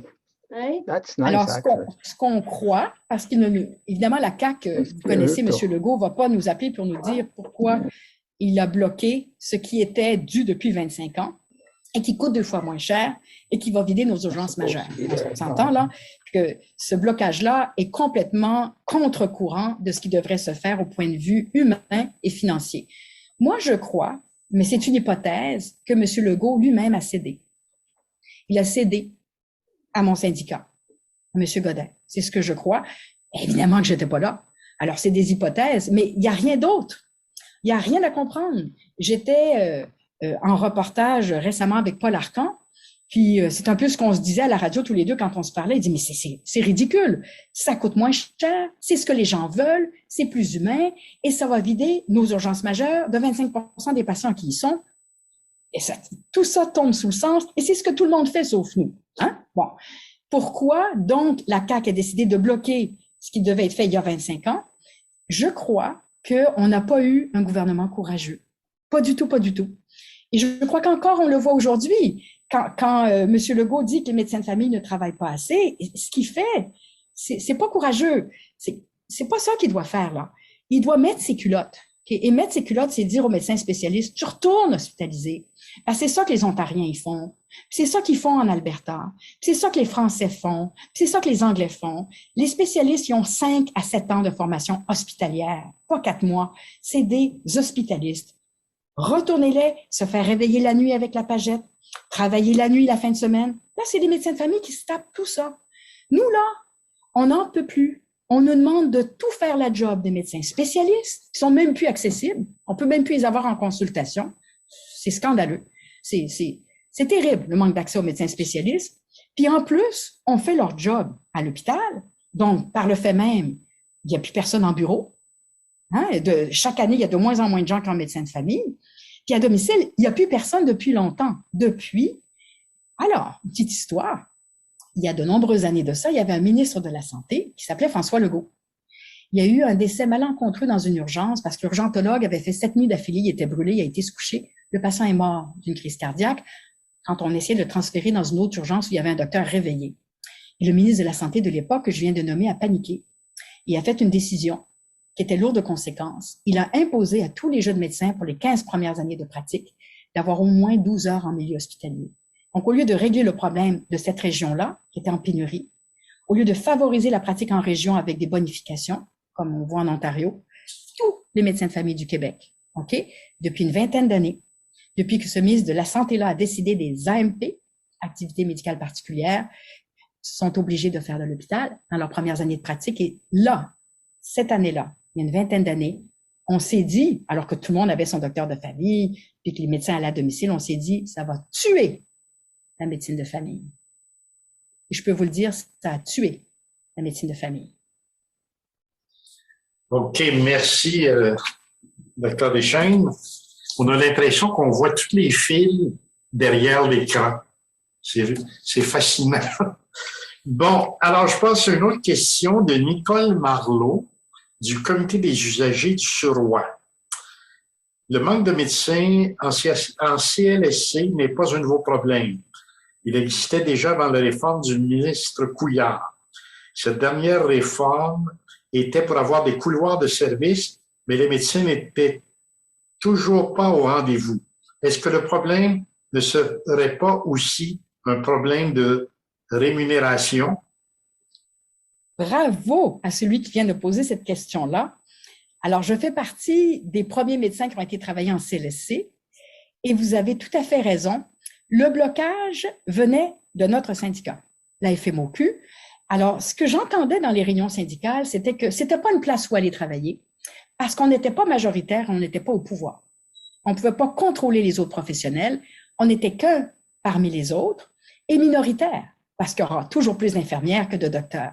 Et donc, ce qu'on nous disait dans nos assemblées syndicales, c'est que c'était pas une bonne place et qu'on ne recommandait pas ce mode de pratique-là. Et donc, lorsque sont arrivés le transfert des pouvoirs du ministère au syndicat de distribuer l'argent, parce que c'est effectivement ce qui s'est passé. Et ça a été accentué avec Couillard, mais c'était déjà là avant. Donc, autrement dit, le ministère n'a jamais mis ses culottes et a laissé mon syndicat dévaloriser la pratique médicale en CLSC. Rien n'a été fait. Rien n'a été fait pour encourager la pratique médicale en CLSC. J'ai côtoyé des médecins extraordinaires en CLSC tout au long de ma pratique et encore aujourd'hui, mais c'est des héros qui ont travaillé jusqu'à tout récemment pour moitié moins qu'ailleurs. Hein? Tu doublais ton revenu en allant en cabinet ou privé à l'acte, clic, clic. C'était fou. Pas aucun incitatif aussi à rester là quand on ne pouvait pas avoir de secrétariat. Ben, écoutez, s'il n'y a pas de secrétariat pour un médecin, il n'y a pas de médecin, hein, parce que les patients, il faut qu'ils appellent quelque part. Tout a été fait depuis 30 ans pour décourager la pratique médicale en CLSC. Les rares qui restaient étaient des gens, moi, que je considère courageux et héroïques, mais très minoritaires. Et je suis fâchée de ça aussi, parce que le modèle CLSC est tant qu'à moi le plus beau modèle. C'est un modèle communautaire. C'est le contraire des CIS et des CIUS, là. C'est complètement décentralisé. C'est local. Quand on est un médecin en CLSC, les patients qu'on voit, c'est le code postal local. Ça, j'adore ça. Donc, on travaille dans la communauté. Moi, je peux aller voir le travailleur communautaire la porte à côté. Je peux rencontrer l'infirmière sur le même étage. On travaille local. C'est le modèle scandinave, en fait. Et si on n'avait pas laissé faire mon syndicat, si le ministère avait mis sa culotte, si le ministère avait arrêté de faire de la politique et défendre plutôt sa population, on aurait des belles grosses équipes médicales dodues dans les CLSC, comme c'était supposé au départ, pour faire du rendez-vous, pour faire du sans rendez-vous et pour faire des visites à domicile, et pour les patients en fin de vie, pour faire des visites à domicile avec garde 24 heures. C'était ça qui était prévu. Mais ce qui se passe au Québec depuis 25-30 ans, c'est une naïveté sidérante des Québécois qui laissent leur réseau de santé de première ligne se démanteler sans réagir. Moi, j'ai un patient français qui me dit, écoutez, si un Français ne pouvait pas avoir un médecin de famille à domicile pour sa vieille mère malade, la France serait dans la rue. La France serait dans la rue. Ils endureraient jamais ça. Mais nous, les Québécois, nés pour un petit pain, je sais pas là, mais OK, ta vieille mère traîne à l'urgence sur une galette maigre, elle a mal partout avant de monter à l'étage, puis il y a une infirmière pour 25 patients la nuit, puis donc elle sonne, personne vient. Ben correct, ça, on est content, merci beaucoup. Il y a quelque chose chez les Québécois qui m'attriste, c'est que vous payez très cher d'impôts. Vous pourriez avoir beaucoup plus pour ce que vous payez. On sait quoi faire. On a juste à regarder ce qui se fait ailleurs. On regarde pas. C'est un peu comme si on était chauvin. Hein, Monsieur Legault qui dit à la première vague qu'on était les meilleurs pour la COVID, sauf pour les personnes âgées. Ben non, on était les pires. Merci. On passe à une autre question de Lucie Lepage du Comité des usagers de la montagne. Les personnes âgées, les familles se leurrent sur les soins en RPA et ARI. Comment changer cette perception pour faire des pressions au ministère pour obtenir les soins nécessaires? Très bonne question. Il y a 25 ans, je suis vieille, hein, j'ai rencontré quelqu'un lors d'un congrès de soins palliatifs qui se tenait à l'Estérel du ministère, une des rares personnes qui n'avait pas la langue de bois et qui parlait français. Et je lui ai posé cette question-là. J'ai dit, écoutez, ça c'était il y a 25 ans, c'est inconcevable qu'on n'ait pas au Québec des soins complets avec des gardes 24 heures infirmières et médicales dans le domicile, les résidences pour personnes âgées et l'équivalent des ressources intermédiaires. Et il y a 25 ans, il m'a répondu, j'étais toute jeune, naïve à l'époque et j'ai beaucoup changé depuis. Il m'a dit, c'est les baby boomers qui sont les plus nombreux au Québec actuellement. Et ils n'en veulent pas de ça. Vous voulez ça parce que vous donnez les soins, puis c'est votre métier. Mais ils ne veulent pas de ça. Eux, ce qu'ils veulent entendre, c'est la nouvelle machine qui sauve des vies à l'hôpital. Eux, ils veulent entendre parler d'immortalité et de guérison, pas de vieillesse puis de fin de vie.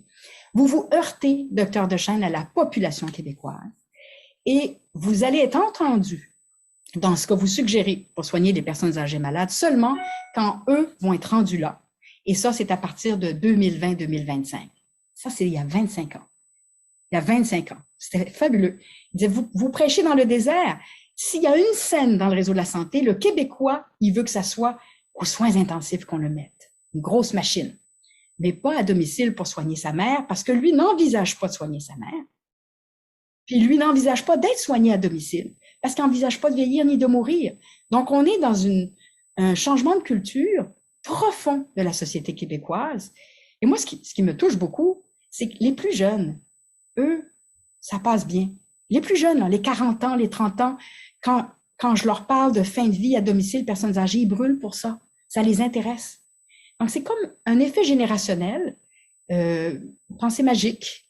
Et la pensée magique, elle est en train de s'effriter, je l'espère, parce que si on n'a pas l'appui de la population, donc je ne parle pas juste à la personne qui a posé la question, mais à vous tous, si on n'a pas l'appui de la population, on va continuer à mettre des sous, comme on le fait depuis 25 ans, dans les grosses machines à l'hôpital, alors que ça ne répond pas du tout aux besoins. Individuellement, le Québécois, lorsqu'il est confronté à sa vieille mère malade qui a été 3 fois à l'urgence, il est scandalisé, il proteste. Mais une semaine avant que sa mère tombe malade, lui, il aime bien les bébelles à l'hôpital. Et là, oups, sa mère tombe malade et il réalise que ça va pas du tout. Puis là, il est outré, puis il est pas content, puis il fait des plaintes, mais il aurait jamais, une semaine avant que sa mère tombe malade, fait quoi que ce soit pour demander des soins pour les personnes âgées. Donc, il y a culturellement au Québec un problème au niveau de la culture populationnelle qui, je l'espère, est en train de changer. D'accord, merci. Une question de mio caro amico, mon cher ami Mario De Carlo du Centre universitaire de santé McGill. Beaucoup de personnes âgées, encore aujourd'hui, ne s'expriment pas dans les langues officielles, défis linguistiques et culturels. Dans ce contexte, je crois que ces personnes sont beaucoup plus à l'aise à domicile, alors qu'un proche interprète est plus accessible, la bouffe est plus appropriée. Dans les soins à domicile, pouvons-nous avoir une flexibilité accrue quant à envoyer des soignants qui peuvent mieux communiquer avec les patients? C'est tellement une belle question. Je trouve que toutes vos questions sont extraordinaires et ciblent les vraies problématiques. Alors, écoutez, moi, je travaille à Montréal, à Verdun, donc ce dont vous parlez, on le vit au quotidien. Malheureusement, rien pour ce qui est des soins à domicile et donc l'accès à des traducteurs, rien n'est véritablement concrètement mis en place. Il y a des mots, mais en pratique, ça ne se fait pas. Donc, ce qu'on fait, et on fait la même chose pour les pratiques religieuses, c'est qu'on regarde dans le réseau communautaire de la famille. Alors, supposons qu'on a une dame Bengladi actuellement, qui ne parle ni français ni anglais. Nous, on cherche par le biais de la famille, des enfants, du conjoint, puis des tantes et des oncles. Connaissez-vous quelqu'un qui parle Bengladi, qui est de votre communauté, qu'on peut appeler on the spot, n'importe quand? Quand l'infirmière arrive, on l'appelle. Quand le médecin arrive, on l'appelle. Quand le préposé arrive, on l'appelle pour pouvoir traduire en continu ce qu'on fait. Et ça marche presque toujours. Donc, puisque c'est pas formellement organisé, ça demande le système D. Et là, j'en profite pour vous parler du système D. La pratique à domicile, c'est le système D. Okay? On avait une dame qui refusait complètement le lit électrique qu'on peut monter pour pas que les infirmières se cassent le dos. C'est pas question. Parfait. On a demandé à son garçon, il nous a fait 4 blocs de bois, puis on a monté son lit. C'est ça la pratique à domicile. On n'est pas dans l'organisationnel, puis ça fait bien longtemps qu'on n'attend pas l'aide du ministère pour grand-chose, on se débrouille. Pratique religieuse, vous savez, c'est important la vie spirituelle, et beaucoup de nos patients ont besoin de cette approche-là dans leur dernière année de vie. On fait la même chose. Est-ce que la spiritualité pour vous est importante? Avez-vous une religion? Si oui, laquelle? Avez-vous un ministre du culte ou quelqu'un qui pourrait... Donc, on va toujours travailler avec le système D et le réseau familial et communautaire. Et je termine en disant que les communautés immigrantes, c'est pour nous toujours un peu de la magie d'aller faire des soins palliatifs à domicile parce que habitués à la dure, à la très, très dure, un peu comme nos patients de Verdun dans les secteurs pauvres, les soins à domicile, la question ne se pose même pas, c'est bien sûr, bien sûr. Et c'est de toute beauté de voir les maris, les fils, les filles, donc les deux sexes, là, passer les nuits pendant des semaines et des mois auprès du malade. Et quand on leur dit « c'est extraordinaire ce que vous faites », il y a un regard un peu vitreux d'incompréhension qui dit « de quoi tu parles? C'est normal? Y a-tu autre chose? C'est ça qu'on fait, c'est ça qui doit être fait. » Je me souviens d'un fils qui a dit « est-ce que j'ai quelque chose? » Il y avait une entreprise, le gars, grosse entreprise. Est-ce qu'il y a quelque chose de plus important dans ma vie, docteur Dechaine, que de passer les nuits avec ma mère? Ouf, ouf. Fait que ce sont des magnifiques communautés où nous, on s'aperçoit qu'on est capable un peu plus souvent de garder les gens en fin de vie à domicile grâce à ce réseau étendu familial et communautaire. Bravo à eux. Merci. Une autre question qui provient de Pierrette Boulet. Je suis une infirmière retraitée. Je me souviens très bien que l'on parlait déjà d'un besoin de soins à domicile. En fait, je me rends compte, c'est plutôt un commentaire. Elle dit « Jamais nos informations n'ont été prises en compte ». Les infirmières à domicile, le réseau ne les tient pas, ne s'en occupe pas vraiment. Il faut dire qu'on voit depuis la COVID que c'est vraiment pire pour les infirmières en milieu hospitalier et en CHSLD. Hein. Vous voyez les nombres incroyables d'infirmières qui quittent ces réseaux-là. Et là, j'en profite pour dire que un réseau de la santé fort, c'est un réseau de la santé qui écoute les infirmières. Je ne parle pas des syndicats. J'en ai parlé tout à l'heure et vous voyez que c'est pas plus blanc du côté syndicat infirmier que syndicat médical. Non, je parle des gens sur le terrain. Si on veut bâtir quelque chose de solide à l'hôpital, il faut le faire avec les infirmières d'hôpital, sur le terrain. Si on veut bâtir quelque chose de solide à domicile, il faut le faire avec les infirmières à domicile sur le terrain. Seules ces infirmières-là savent ce qui se passe vraiment. Parce que, par exemple, quand il n'y a pas de médecin, ce sont elles qui font le 911 à répétition puis qui envoient le patient aux urgences à chaque semaine. Elles savent exactement ce dont le patient a besoin. Pas la gestionnaire, pas la PDG, pas le ministre de la Santé. C'est les infirmières sur le terrain. Et moi, j'en appelle à un désir, vous savez, un regroupement de médecins pour la décentralisation du réseau de la santé. Bon, je pense qu'il faut supporter ce regroupement-là puis y adjoindre les autres professionnels, et c'est ce qu'ils veulent d'ailleurs. Les infirmières, les travailleurs sociaux devraient faire partie de ce mouvement-là. Small is beautiful. Donc, il faut revenir à des toutes petites structures et on va mieux entendre les infirmières à domicile si la structure CLSC reprend sa place et que les infirmières sont écoutées sur le terrain. Tant qu'on les écoutera pas, il n'y a rien qui va se passer. Et je crois qu'on est rendu au bout de notre logique au Québec en 2021. On n'a tellement pas écouté les infirmières, tellement pas, qu'elles s'en vont. Il faut vraiment être nunuche. On n'a tellement pas écouté les infirmières qu'elles s'en vont. Moi, je dois vous dire, là, les infirmières de soins à domicile de mon CLSC, quand la COVID est arrivée, nous, on avait des flambées épouvantables dans nos RI et nos RPA. On a eu un taux d'éclosion affreux. On a eu des décès, on n'arrivait plus à les compter. Ça mourait comme des mouches. Et ce que j'ai vu, c'est là que j'ai compris comment on va en guerre. J'ai vu des soldats, des centaines de soldats. Elles se sont mis debout et elles se sont dit, il faut que j'aille me battre pour ces gens-là. Elles ont été travailler dans des ressources intermédiaires et des résidences pour personnes âgées où le gouvernement refusait toute forme de ventilation. Les filles le savaient qu'elles allaient l'attraper. La ventilation, dès le jour 1, c'est pas besoin de ventiler. Mais oui, il y avait besoin. Et on leur enlevait le masque du visage. Plus que ça, pendant les premières semaines, non seulement on leur enlevait le masque du visage, mais on leur demandait de ne pas se masquer dans la salle où elles travaillaient ensemble pour faire les notes et les appels. Donc, elle m'appelait lundi matin en disant, je ne suis plus avec mon mari et mes 2 bébés. Je me suis pris une petite chambre de motel pas chère parce que je sais que je vais attraper la COVID et je m'en vais au combat. La colère des infirmières 20 mois plus tard, elle vient de là. Ces centaines et ces milliers d'infirmières ont été au combat, généreusement, avec un ministère qui disait tous les jours, et un ministre qui disait, nous ne manquons pas d'équipement, nous n'avons pas besoin de ventilation, nous ne manquons pas de personnel, alors que c'était exactement le contraire. Et ces soldats-là ont réalisé qu'elles se battaient courageusement, mais qu'il n'y avait pas de reconnaissance vraiment de la population et du gouvernement. Donc aujourd'hui, on a des gens qui ont, comme moi, perdu beaucoup de leur naïveté parce qu'on les envoyait au combat et elles l'ont fait avec une générosité. Je m'en souviendrai toujours. Je crois que c'est comme ça que les hommes allaient se battre à la guerre. Ils allaient se faire tuer, on leur disait pas merci. Ils revenaient comme vétérans, pas grand service. Mais c'est un peu ça qui est arrivé avec nos infirmières. Et c'est à rebâtir cette confiance des infirmières dans ceux qui les mènent.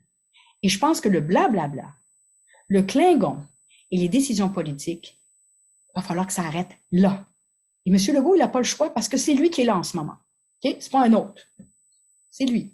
Fait que c'est à lui d'arrêter tout ça et de s'asseoir avec les infirmières et de dire, bon, on a besoin de vous. Vous êtes la base du réseau de la santé. Sans vous, il ne se passe rien.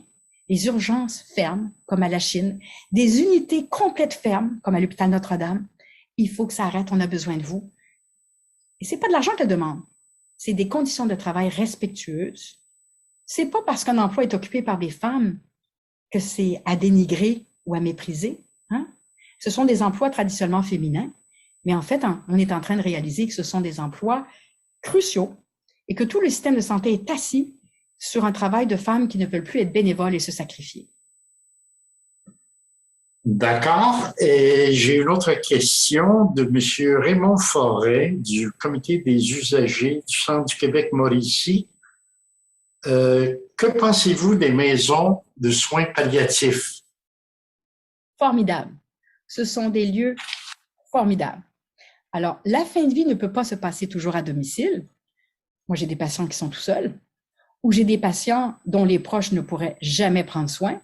J'ai une dame adorable, son fils est schizophrène. Écoutez, on ne peut pas là. Et donc là, on a le choix entre le milieu hospitalier ou une unité de soins palliatifs.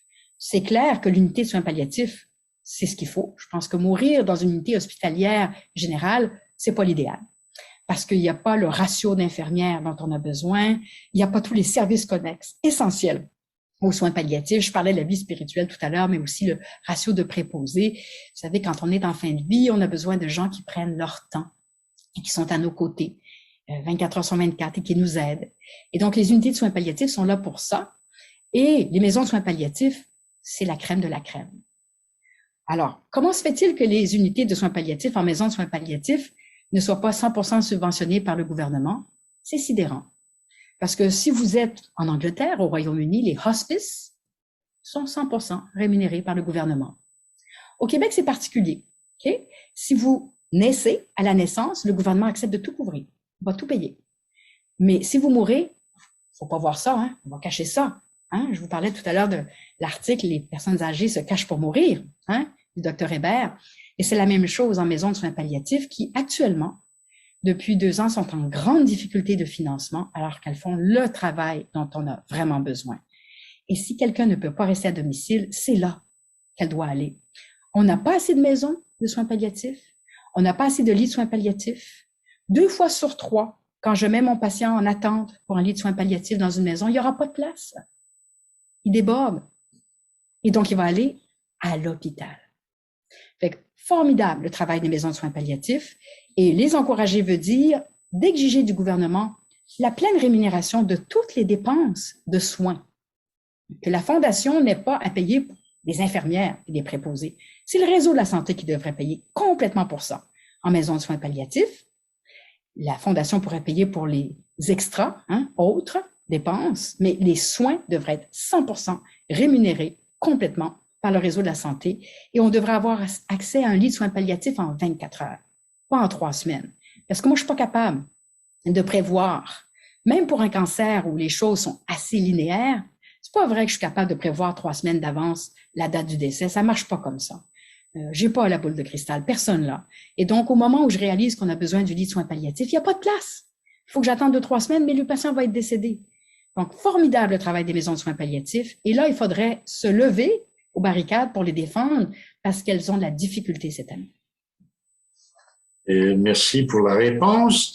J'ai une autre question de Marie Boulanger-Lemieux qui est un instant, je me souviens plus là, de quel... La comité des usagers CRDIQ, je sais pas trop c'est quoi l'acronyme là. Et la question est la suivante. Est-ce que de faire connaître ces enjeux à nos députés respectifs pourrait aider? Oui, merci. Très, très bonne question. Oui, chacun dans votre territoire, chacun dans votre secteur, que ce soit un député CAQ ou un député de l'opposition, faites-le. Nous, on l'a fait ici. Donc, nos députés de Verdun sont tout à fait au courant pour le SIAD de Verdun. Et avec ma chef d'équipe du SIAD de Verdun, on a communiqué avec les oppositions. Rien ne bouge. Rien ne bouge. Je suis surprise.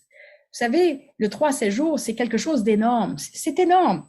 Quand ça va vraiment sortir public, je pense que ça va mettre très mal à l'aise la population québécoise de voir ce que nos gouvernements font, non? Mais ça sort pas. On a communiqué avec nos députés, on a communiqué avec les oppositions parce que les députés de la CAQ, je pense qu'ils sont tenus évidemment de dire la même chose que M. Legault et donc de faire comme lui et donc de dire que c'est bon le 3 à 7 jours, mais je crois que les députés de l'opposition pourraient faire un travail plus poussé, plus soutenu sur les SIAD maximum 3 à 7 jours. Merci pour la réponse. J'ai une autre question de Lise Patnaud du comité des résidents Nazaire-Piché. Juste un instant. J'ai accompagné ma mère en ressources intermédiaires pendant 6 ans où les soins étaient désastreux et une formation sur le tas pour des préposés qui avaient à peine un secondaire 5.